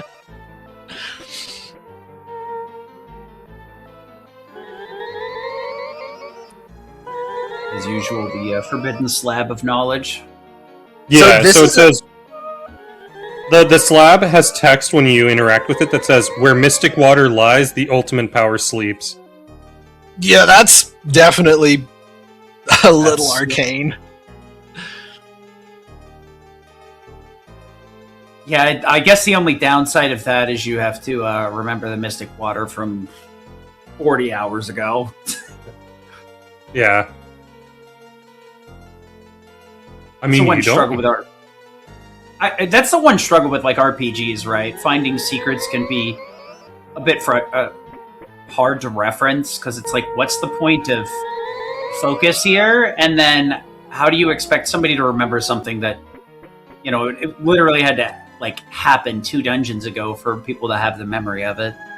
Because this room is kinda cute. I forget the details, but I take a different route through this room than Blink does RTA, and at least when I tested it, my route was 3 frames faster. I think because this warping animation takes 1 more or less frame depending on the direction. So taking a different route, you take each direction a different number of times, even though it's the same number of warps or the same number of steps. No, I see what it is. It's you What is take it? the same number. You're taking the same number of teleport tiles, but in the path that I take, I have to do a little walking. Oh, okay. One extra step. In or your something. case, I'm taking an extra step exactly. Anyway, that is one of my only contributions to the RTA route. Was the guard slide in Windia at the beginning and a slightly better route through that room. I think that's just about it. 3 frames a step. At least it's not PAL stepping speed. I love Don't give that, anyone like, any PAL, ideas. yeah. I love that, like, PAL OOT is completely unplayable because of the frame rate. Just being butched. That's, Conveniently, there's an enemy here that can instant kill you. Yep. It's actually very generous of them to put that there. It lets you death warp very efficiently. You know, Spark is terrifying. It's like Breath of Fire 2 has Spark early on. It's like one enemy you should be able to run from, but the game normally goes, no. I'm not locked in here with you. You're locked in here with me. Spends 3 turns defending, sparks, and then lets you run. It like Just makes to me let think you know of the wrestler what's from Spider-Man 1 with the "You're going nowhere," Randy Savage. I got you for And my 3 minutes. My brain is an immediately ancient memory. thinking of, no, he triggered an even more ancient one with the Randy Savage Skyrim dragon. Oh yeah! What's that? Step into a Slim Jim! Oh my god! Actual Breath of brain Slim Jim. rot. Sorry guys, if you thought brain rot was like a new thing, you're wrong. No, It's just in a not. different form. Yep. There has always been brain rot. Ugh. Just finally realized it was happening, which is Techno somehow even Magus more comes in. terrifying. Technomagus comes in with consult the slab or suffer the curse. It only ever makes me think. When I hear slab, I immediately think of 1 with having to grab that thing, drag it all the way over to the professor, and then hoof it all the way down to Lufania. I mean, I think of Courage the Cowardly Dog and how that just fed nightmares. That show was. That was definitely a show. Some of the stuff you like go back and watch it as an adult that you watched as a kid and you're like, bro, how did this not like absolutely mess me up? And then you're like, wait, no, it did mess me up. What am I talking about? Yeah, everything that's wrong with us right now goes back to Courage the Cowardly Dog. I was watching a video about it where they like I think the puppet episode was like the season finale, and they ended up continuing it, but they intended to just leave everybody as a puppet at the end of that episode or whatever, rather than like bringing the people back, bringing Muriel, Eustace, and Courage back to normal at the end next season. That whole show was cooked. I love it. Turned out fine in the end. Exited out. I love that we get to climb this tower twice just to make sure we appreciated the warping noises. I have a feeling the devs almost intended for us to climb it a 3rd time. Yep. They just gave us the second loop so that we could sit here and yap about something different. This is the one fight where getting Puka actually saves an appreciable amount of time over Shin. The thing is Shin, with red bar crits, on a dark weakness can damage cap.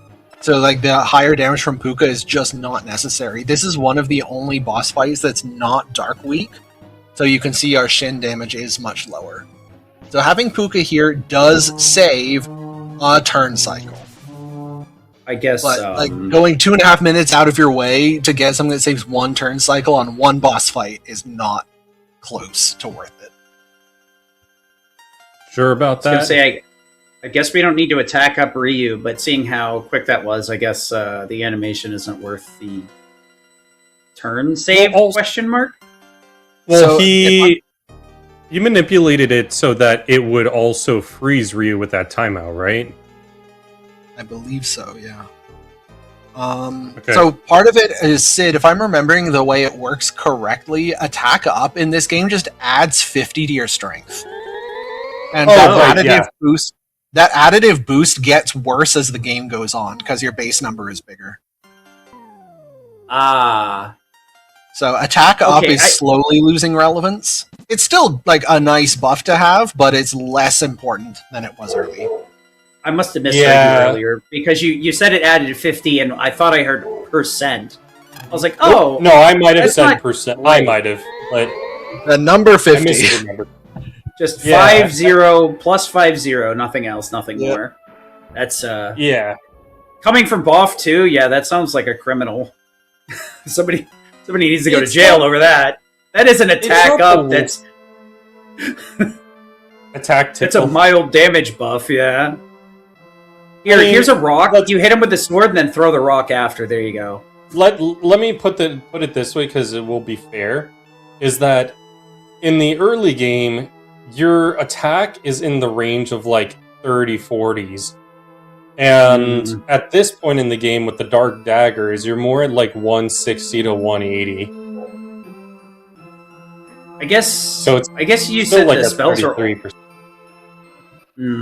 I guess since you guys said the spells are like static, so I shouldn't be surprised. It's just a raw plus, so it kind of scales based on where you are in the story. Basically, at this point, for casting attack up to be worth it, the boss has to have enough health that the fight actually lasts a few turns. Gotcha.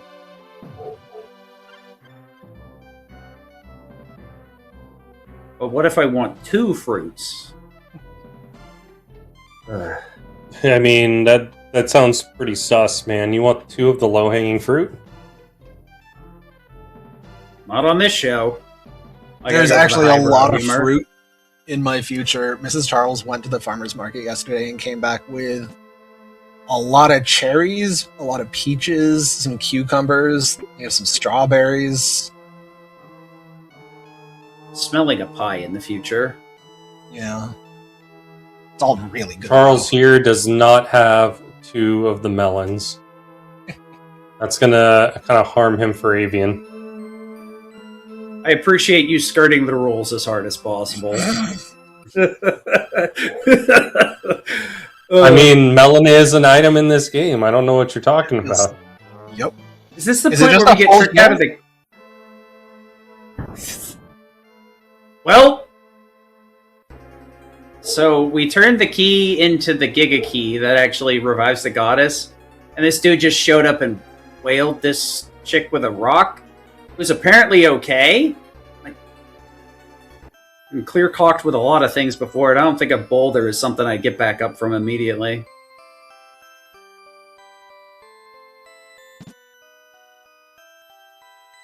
Yeah, Techno, there is like a couple of dungeons that you have to go through twice. Look, man, they spent a lot of time developing those 3 tiles, so you're gonna have to enjoy it. Or, actually, I guess it would be 4 if they warp you each direction. Har, har, har, very funny.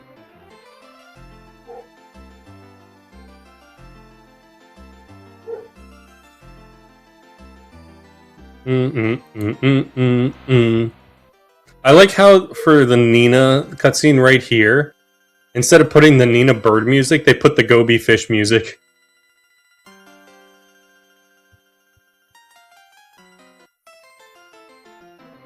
And there it is again. Yep. See why you guys were thinking there was a third loop. Yeah, I like how we teleported let you right here. Nina press the button one time and she almost collapses the space-time continuum. Gotta make you wonder what would have happened if we had turned Nina into a bird and BOF 2 then. What tragedy would have befallen us? Oh, I mean, she's the more competent Nina, let's be real. Of like all the Ninas in the series. That's actually pretty true. All the other Ninas are... Nope, can't say that. Are just imitating. This BOF 2 Nina is the smartest out of all of them. Well, that's a... Gosh darn it. Well, actually, Will BOF the 5 real Buff Nina might... please stand up? Dragon Quarter Nina might be smart. She just can't talk, so we don't know.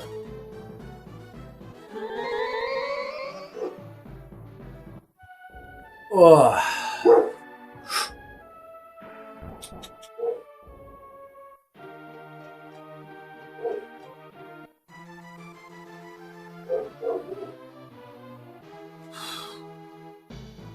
It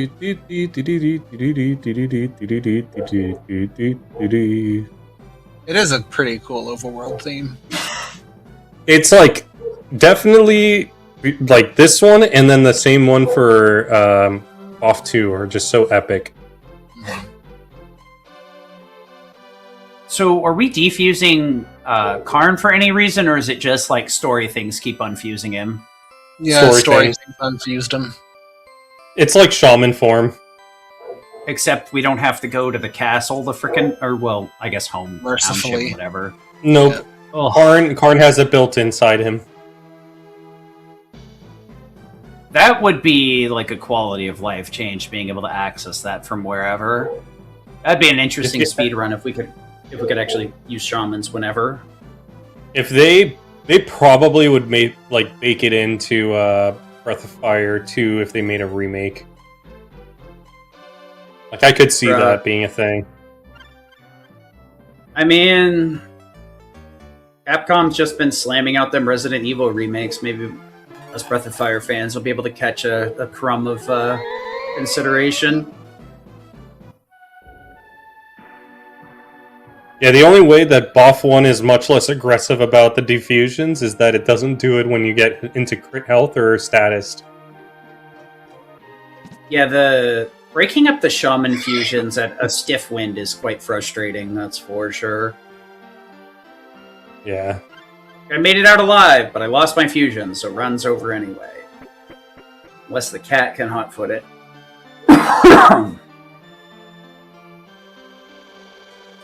I find it hilarious that you can fuse up Karn and then just bring the people into the party just to limit the amount of pop-ups. Well, this guy looks very, very good. Definitely not evil. It's a vampire. Definitely trustworthy. Pass.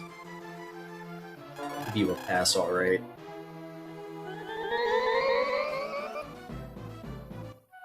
There's This Ryu doesn't have time warp, right? Nope. You can use the light key and the dark key, though. Hmm. Or if you find it, you can use the hourglass. Like, time warp is an interesting spell. It just doesn't get used enough in BOF 2. Like, the only time you use it is mainly by accident, which is so frustrating. Like, dude, I just want to cure. Why?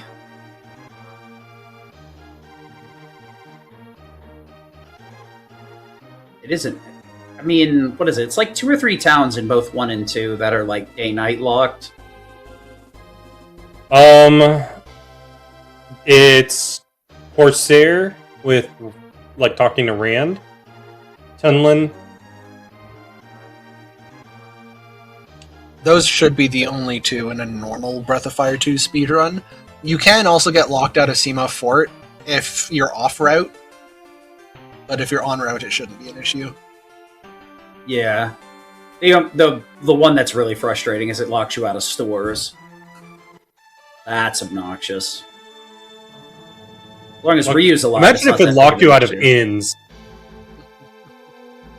Yeah, like the innkeeper's just gone. You can go inside, but they're like sleeping. You're just like, bro. Or they say that all the rooms are full, like, at night.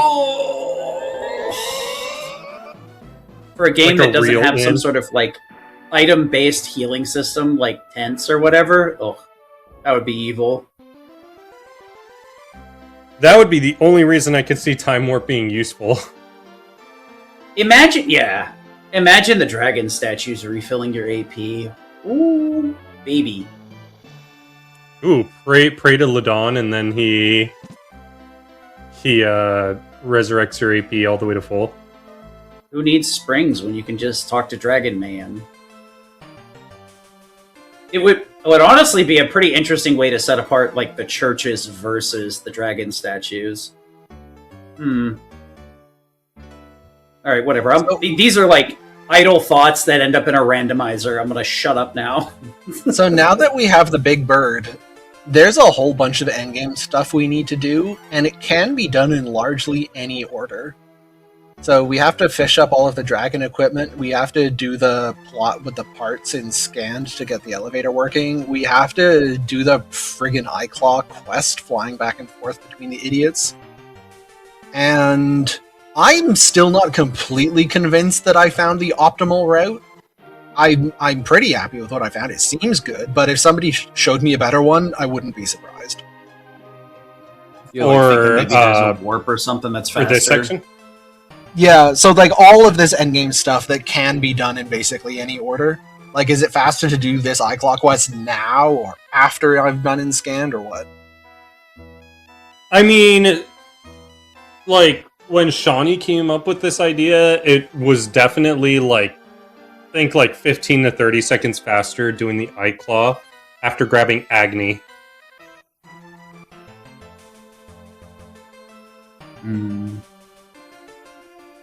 Now, the path that you take to do that, that's a whole different story. I think it makes sense to do it after Agni because you're up there by Avian anyway.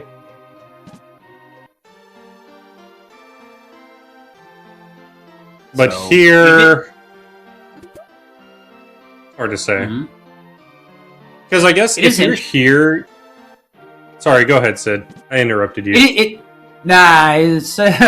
I'm just kind of like color commentating. It is interesting that you've mentioned we're in the end game and there's 2 characters that are above level 20. Yeah.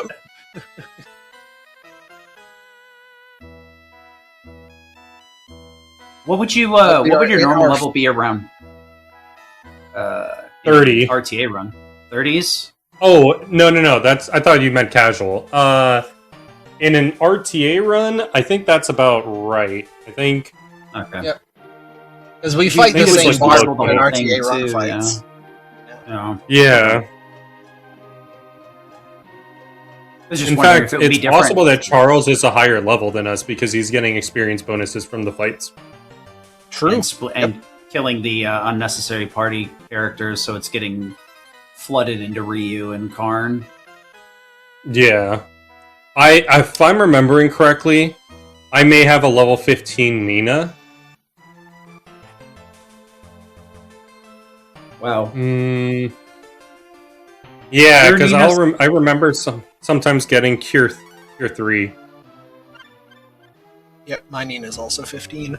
There's a couple places where it's actually just slower to kill them off because a boss dies so fast you don't have time to kill off all of the unnecessary characters. Right. And it doesn't matter anymore. It's not like you're getting any bonus out of it. You're doing the max damage. Yeah, the main difference that causes this segment of the route to not necessarily be the same as in RTA is that I haven't done the second tier of dragons yet. So that's an extra overworld stop that I have to make, which will cause me to be in a different part of the map at a different time than RTA. So the order that is So possible. Actually, Yeah? this is one thing that would be really cool and might be faster for you, is that after the scanned stuff, this might be actually a route improvement for you. is after scanned, you can fly to the to do Bane, then go do this. Oh no, you need to have the parts first to do this part. Never mind. Well, I got all excited for nothing. Yeah, I did spend a fair amount of time on this section, but there's so many possibilities in theory that I didn't test them all. I just tested the ones that I thought looked the most promising. Yeah. That's the speedrunning experience. You're like, I have an The idea. other thing is, the other thing is because there's a Hope it couple of didn't boss work. fights. In theory, the optimal overworld route could end up being made suboptimal if it ends up with worse RNG in one of these boss fights. Hmm. Yeah. Interesting. We're going dragon here versus sword pokes. So It's this just that guy much is better. high defense and basically not I guess dark it's weak and high defense. Intended for you to use the dragon versus the dragon, I guess. Yeah. I did experiment trying to do this without the dragon form, but this is just fairly better. The only weapon I know of that would do extra damage to him would be the tri-ring.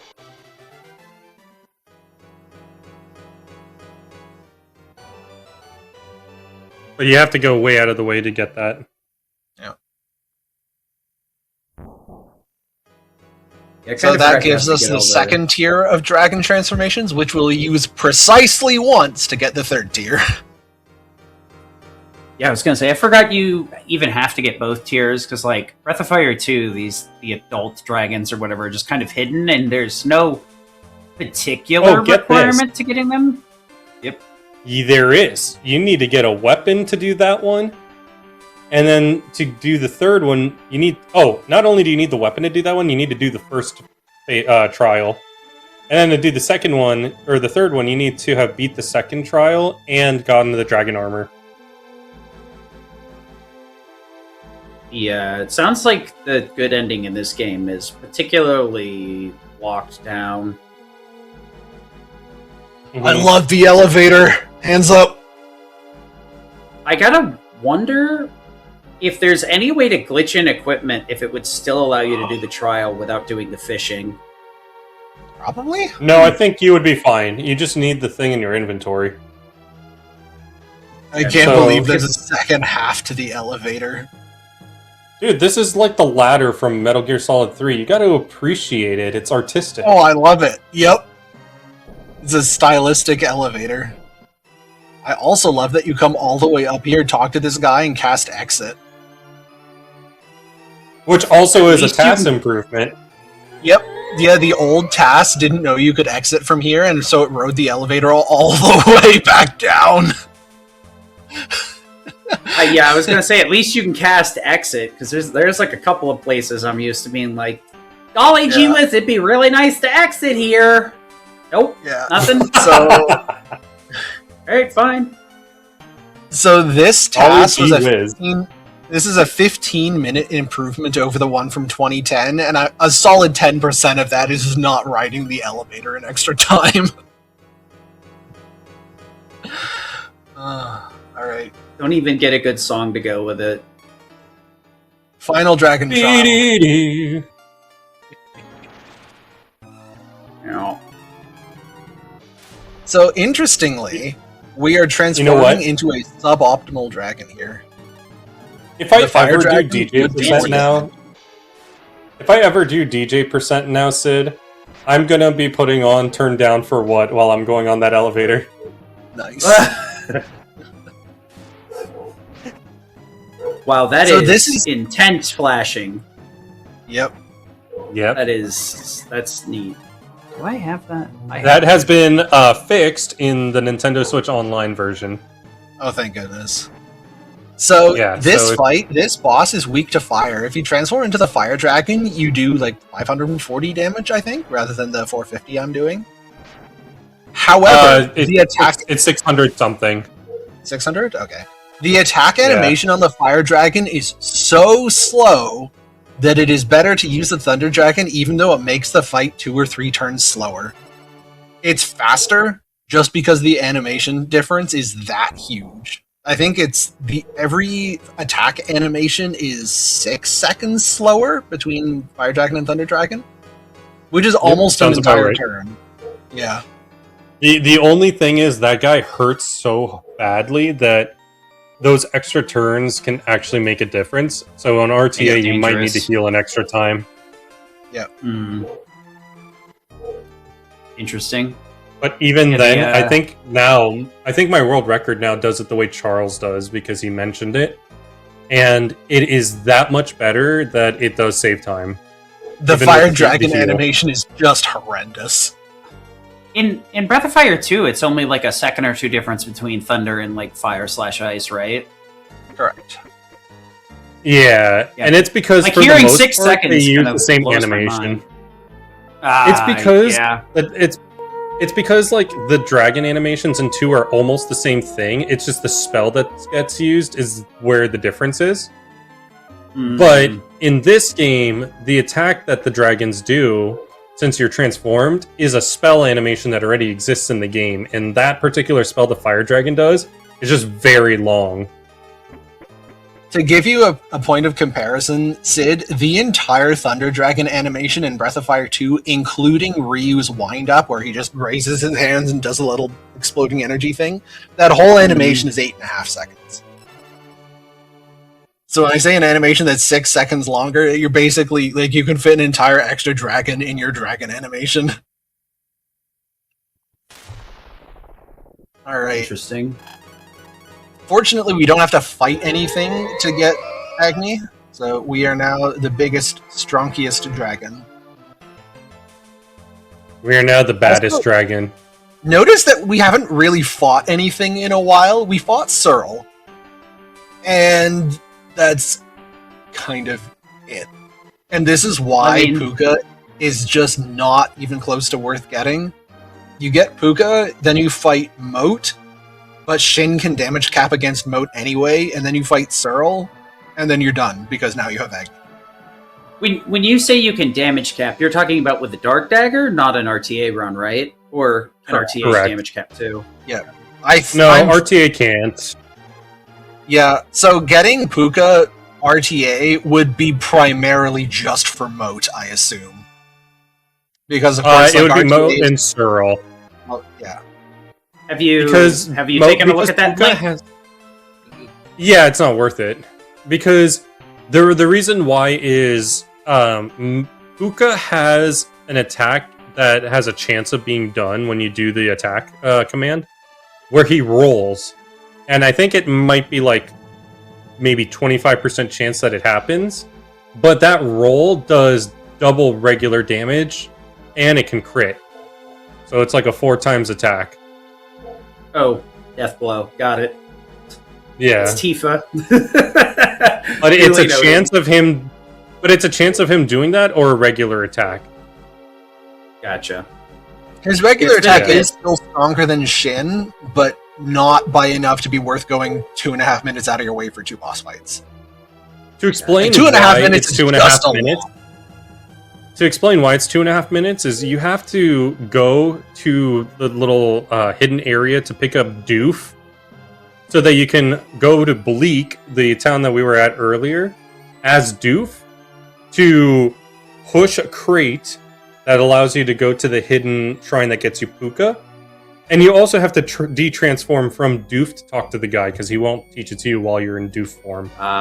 Because it's a trade quest then. Or, I mean, in the very vaguest of senses, but yeah. Gotcha. Yep.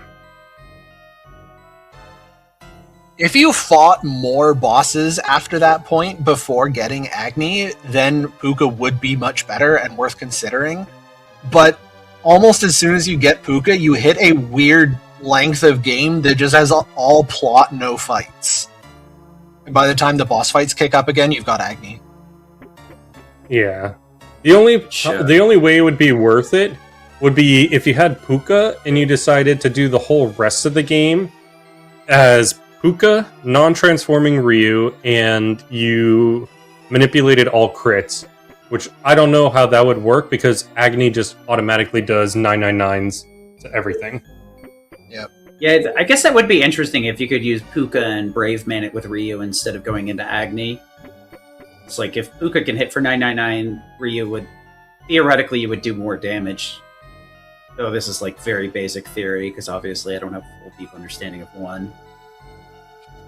But yeah, Puka's roll animation's super fast compared to Agni's attack. It would just be manipulating it's where you lose the time. Yeah. Well, I mean, it's also that you get to poke with 2 characters instead of 1. Is more. No, that would be slow. You just poke So in and defend. I remember testing Zog and trying to do this without Agni, and one thing that is not immediately obvious until you actually test it is because Agni just damage caps by default, you don't have to manip crits anymore, which means you can just put it in auto battle and take your hands off the controller. And cutting out all menu time is very meaningful. Yep. Also, as he uses E-key. Oh, this is because he has like 9,000 or something, so you need to do a little bit extra damage. Yep. 6,000. One of those like...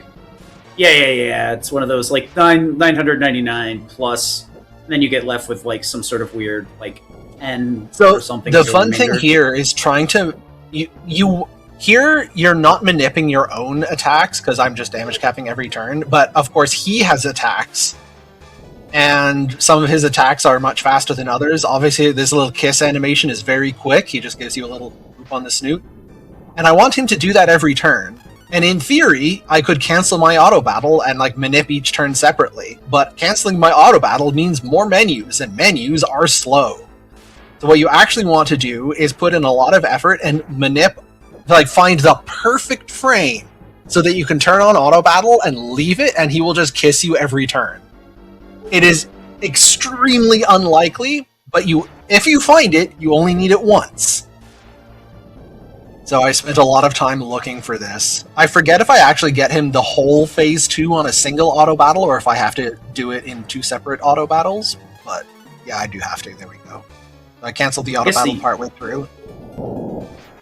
I guess the other understated part is that like you switch into 999 with huge defense, so you can the fact that you don't have a lot of health. Yeah. So if you do this fight without Agni, then you also have to deal with the fact that you're being killed. And again, that's more menuing, more lost time. So you can do better than damage cap once per turn. Like if you use both Ryu and Shin with red bar crits and attack up and stuff, you definitely can do more damage in a turn cycle, but the turns are so much slower. Yeah, I don't know why, but that hits the right part of my funny bone with that you have to deal with being killed. A little reptile brain I have. Good grief. Do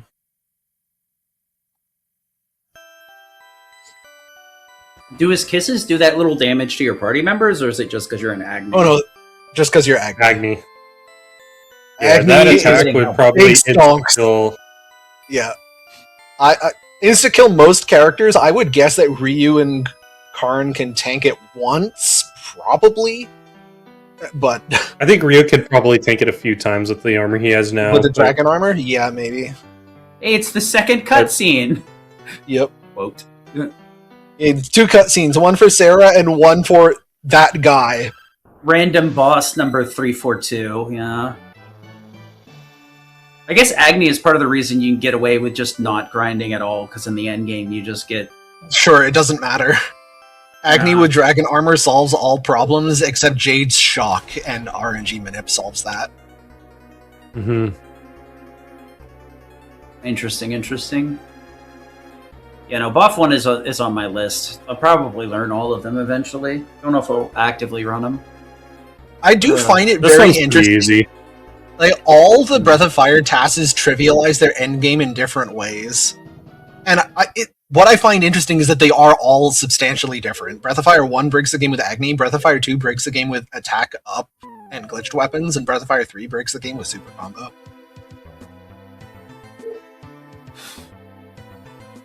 Yep. Super Combo is such an interesting one. We'll save it for the off 3 tasks, obviously, but like apparently the way that it works, you can't actually pull the full power out of it. Not even close. In RTA settings, because you visually can't interact with it. It's but dang, is that thing broken in a task setting? Yeah, a good speedrunner is probably getting mostly 8-hit super combos, and like maybe if you really, really try and get really lucky, you probably get up to like 11 or 12 like once in your life. But the actual super combo can go up to 32. It's just humanly impossible. Not just hard, but humanly impossible. I think most runners get 7s if they try it. Yeah. 8 is really hard. Yep, it is.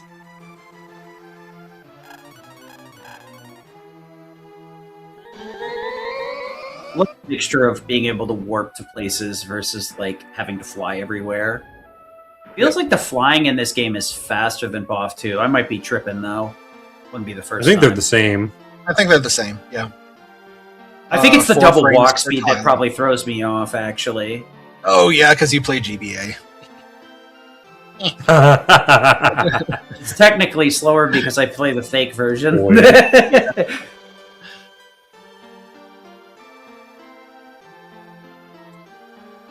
So we've Watch, got Sid will play the GBA version of this, three- and he'll be like, "What? You don't have a money glitch in Breath of Fire 2? Yeah. Inferior Yeah. game." And we're like, "Yeah, we do. You're just playing the wrong 4 version." boss fights. We got Goda, Jade, Miria. Tier, I guess. Yeah, 3. Yeah. Okay. Oh, and Sarah. Oh right, I forgot that she exists. Somehow even less of a boss fight than Goda. So yeah, the just for those in chat that may not be familiar, Breath of Fire 2 up till recently, the Game Boy Advance category was just an unoptimized and glitchless route. Till we realized double EXP and triple gold drops like massively infect the way you can do combat and purchasing. So, Charles ended up rerouting it. It's infected with that cyclosporiasis.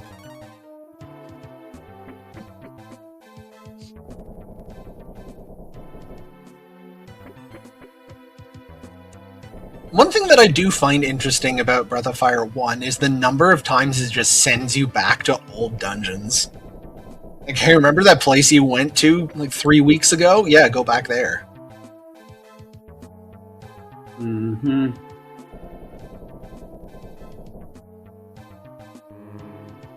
I feel like WAF 1 has a lot more floating platform nonsense than 2, huh? Because I think it's just Nymphu's Tower. I guess there's a little bit at the top of Infinity. Yeah. And the one that's in Everai with the platforms. True. Oh, yes. The platform puzzle, so to speak. Yeah, it's just the single one.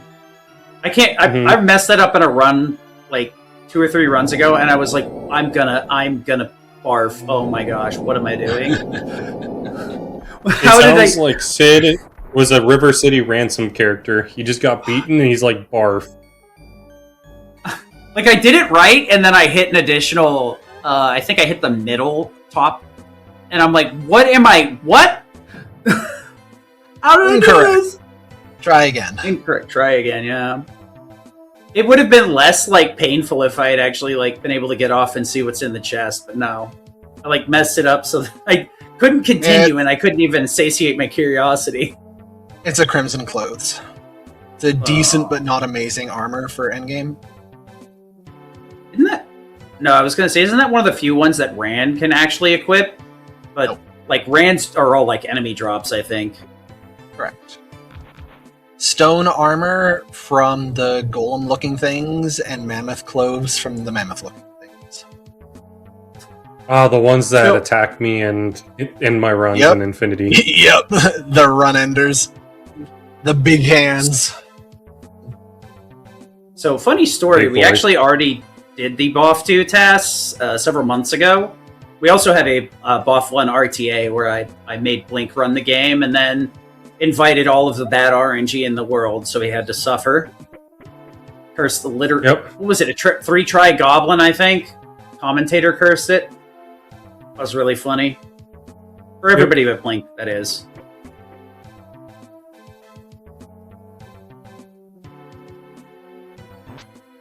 So it will not be live commentary, but yes, if you want more Breath of Fire content after this, you can pull up the Breath of Fire 2 TAS and watch that from the RPG Limit Break Annals of History.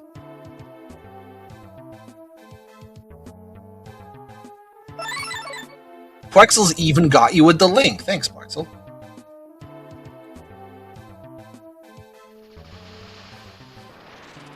And a fun non-fight. You can just opt out of this entirely, which is pretty funny.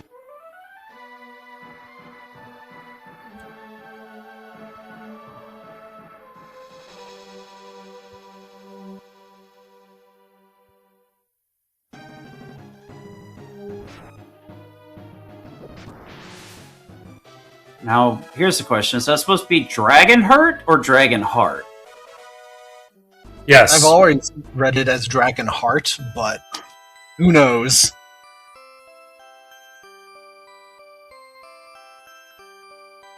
It's whatever you want it to be. So it's just the Breath of Fire way of being? It's Except actually for her. David Hurt, lesser known brother of famous actor John Hurt. Except for Herb BLs. Those don't exist.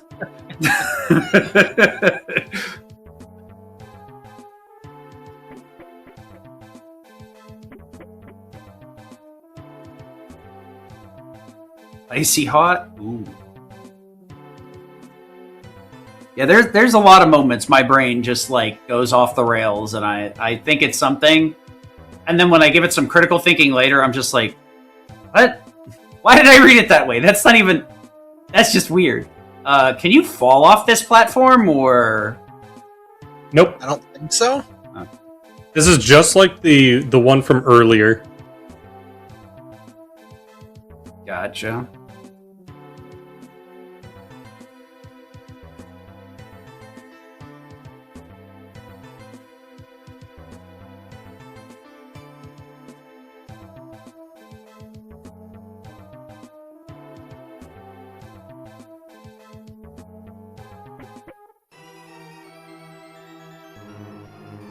The button that turns off layer 2. Yeah, that one button in Z-SNES we all found and got really confused what it does. F5. Wait, why is everything gone? I love that we all have exactly the same formative memory.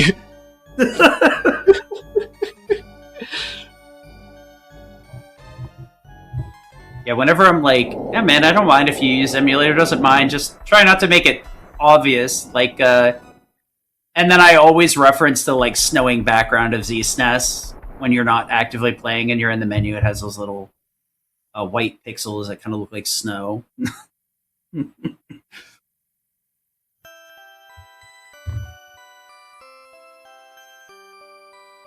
And yet again, we get booted out of the dungeon. And cheat invisible mazes button. Yeah.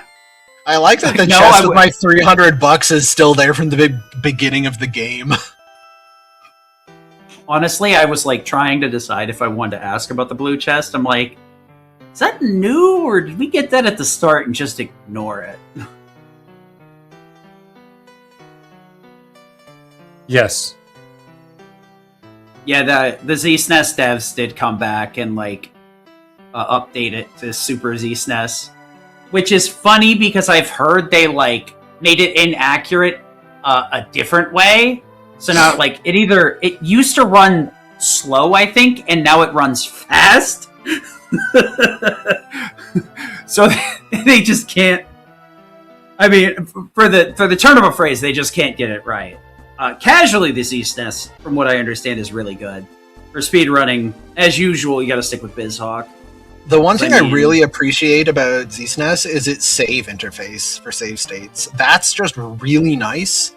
I have my Breath of Fire 2 speed route just decomposed into like 98 splits, just in the 10x10 safe grid that they have, and with then 2 left over for active use. And it just makes it very easy to look things up or test whatever.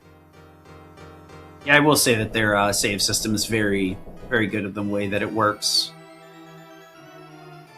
But yeah, for actual running, not recommended if you want to end up on a leaderboard. I mean, honestly, it's very interesting that such a old emulator got save states right. Because I also run Dragon Quarter, and that's on the PSX, and doing save states on that is just a pain in the butt because of the way that they work. You have to save the files, and you can overwrite your save states accidentally very easily. Blink, have you ever accidentally summoned the bird with Nina instead of opening the door? Yes. That's a fun one. That one tricked me the first time, too. Oh, is it a gene interaction, like the GBA version? Yep. Where you just when you land on top of this place, you have to press A to open the door, but pressing A while Nina's in the lead summons the bird and makes you leave. So normally, what I assume you do is you just, since you have to switch to Mogu in front anyway in the next room to dig down, you just do that many before opening the door. For strictly swag reasons, I chose to open the door with Nina anyway. The trick is you have to press A before the landing cutscene ends, and then hold it, and then release it into the door. Oh yeah, that's no benefit really to doing it, except style. Yeah, Quexel's pointing out the other cursed thing about the PS2 emulator save states. You update, and it just makes them not work anymore. So... that's rough. Nobody updates unless they absolutely have to make their game run better or something. It's so cursed. Autumn is shouting out the half A press, and has therefore solidified their spot as my favorite woodland critter.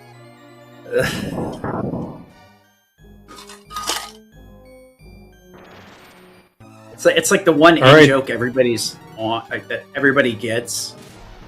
Welcome to the least interesting boss fight in the entire game. There is You're fighting Rockman. Nothing for me to say here. He only has one attack.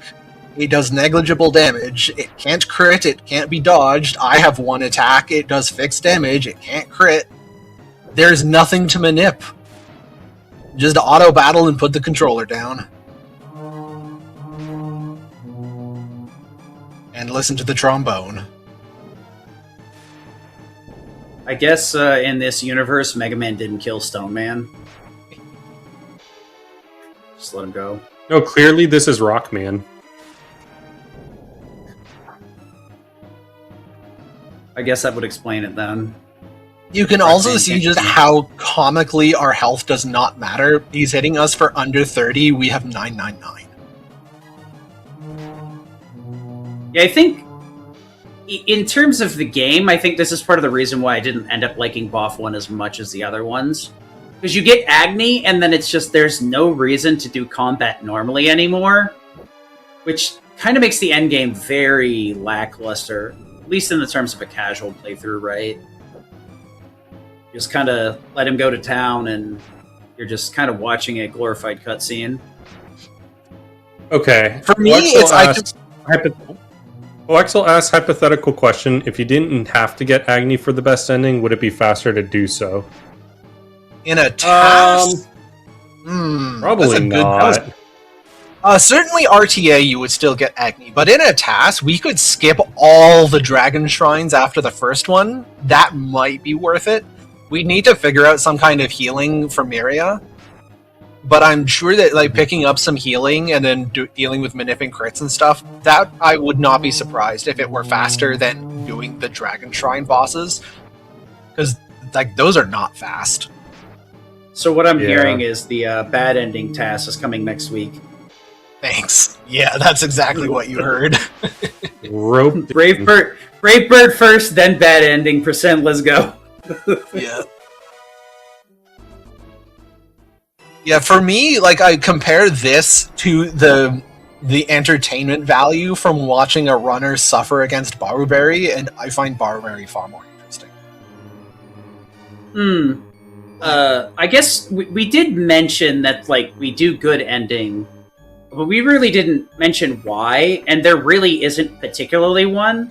Besides, long ago, the community just kind of decided that that was the most interesting and completion or feature-rich way of beating Breath of Fire in general. So 1 and 2 just kind of have been grandfathered into good ending as the default category, despite being slower due to whatever complications.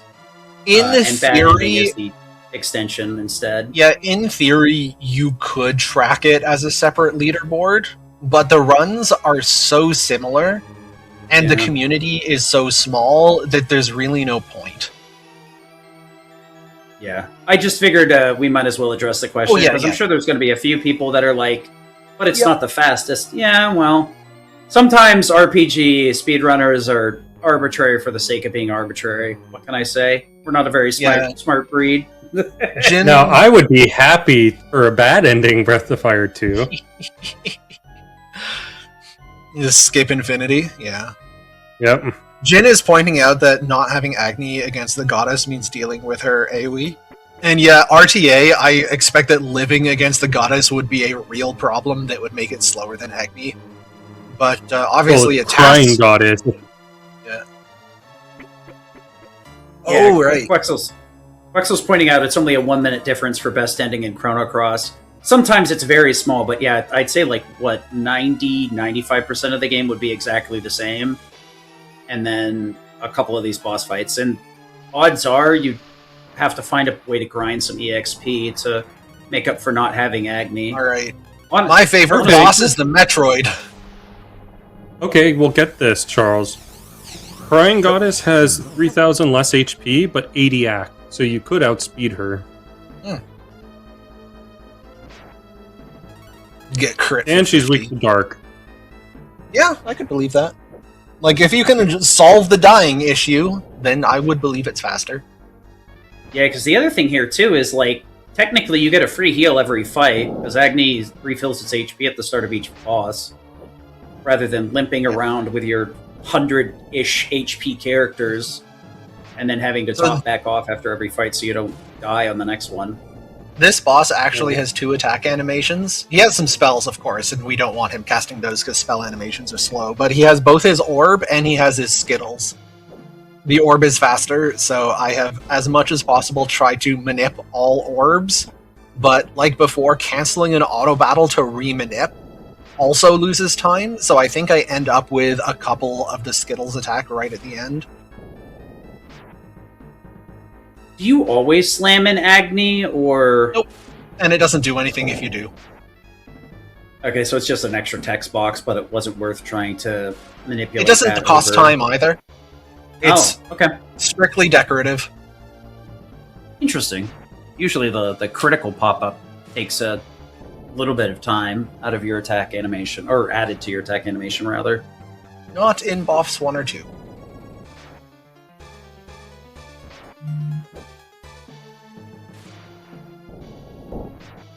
Yeah, it definitely turns into a mudslinging fest, these final fights. Just wear out the other one, that's it.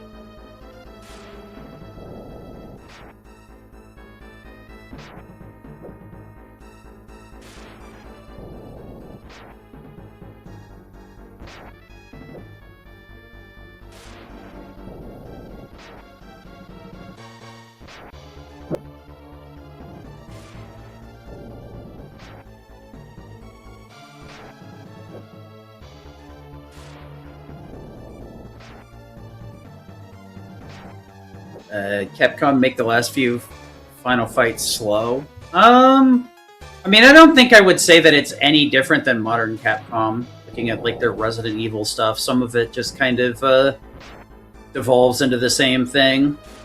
So it's a bit hard to compare RPGs to that. It's also an analogy I draw from my crippling Resident Evil addiction at the moment. Trying to be productive is not as easy as I'd like it to be.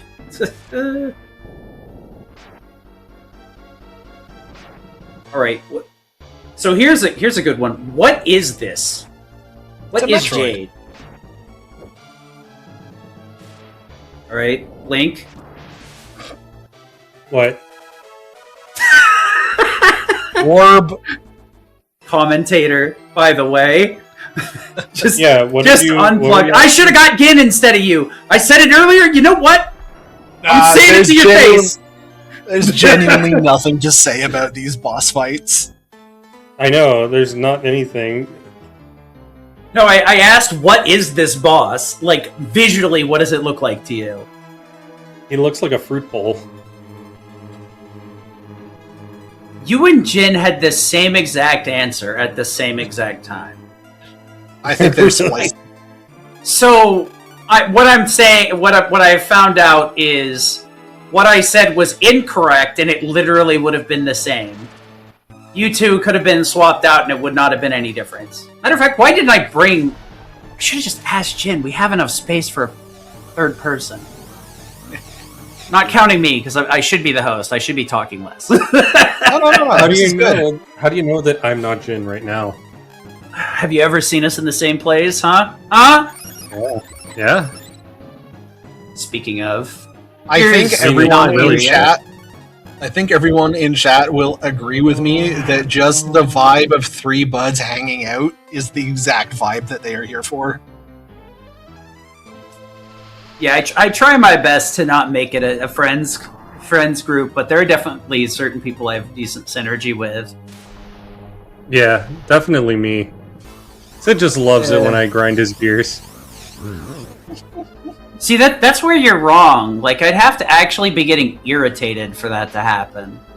Playing Okay. part of the Oh, so bit you love and making me. you think. I wouldn't say. that. Okay, so we are now fighting the xenomorph from Alien.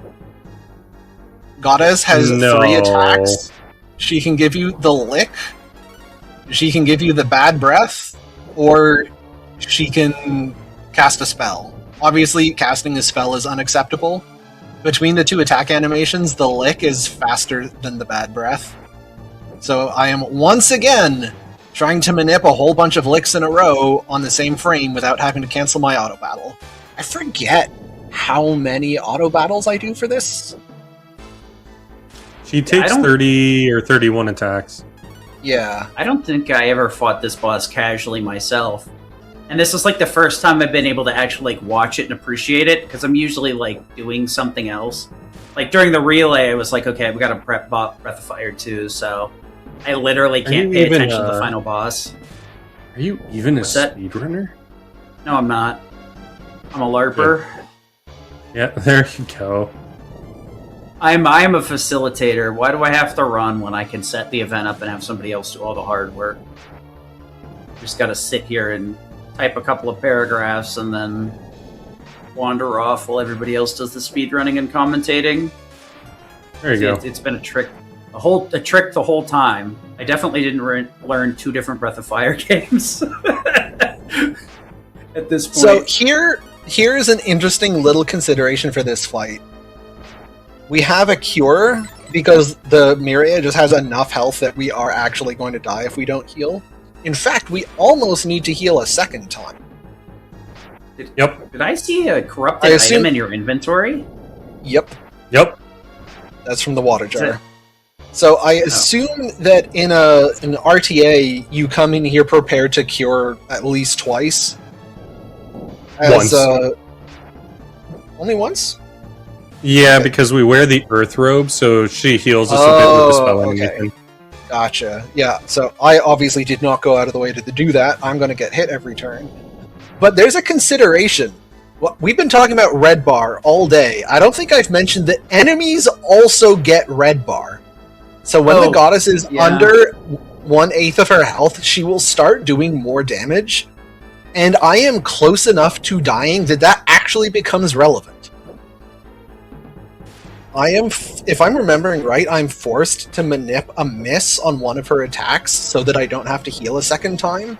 But I'm already trying to manip a whole bunch of successful, like the best attack animations in a row. Oh, also 1 turn with Flame Dagger. Lol. That's just another example of the Flame Dagger animation is much faster than the Agni attack, so one of those is faster than one more attack. Yeah, chat's asking about the HP bar on the boss. Each boss has 2 phases. The second phase has a HP pool, but the bar doesn't represent that. It just stays at a sliver. It's actually a very common complaint. You can see her damage there just jumped up to mid-70s, and there we go. So actual time on the TAS is final input, which is a couple minutes in the future. Close enough for RTA, though. It'll give us a chance to wrap everything up during that time rather than worrying about that. So the actual TAS time would be 3:59:01. Yes, I ended 1 second away from another minute barrier. Yes, I was very disappointed with myself. No, I was not going to redo a whole task to save it. Maybe someday, just not today. Inefficiency. Yeah, I know. I got under 4 hours. That's what I was actually aiming for. So that's the Breath of Fire 1 task. That consumed a good 2, 3, 4 months of my life back a couple years ago. It was great. Thank you for hanging out and enjoying the fruits of my labor. Fruit. Yeah, I'm hungry too, actually. I mean, I just ate burgers, so I'm good.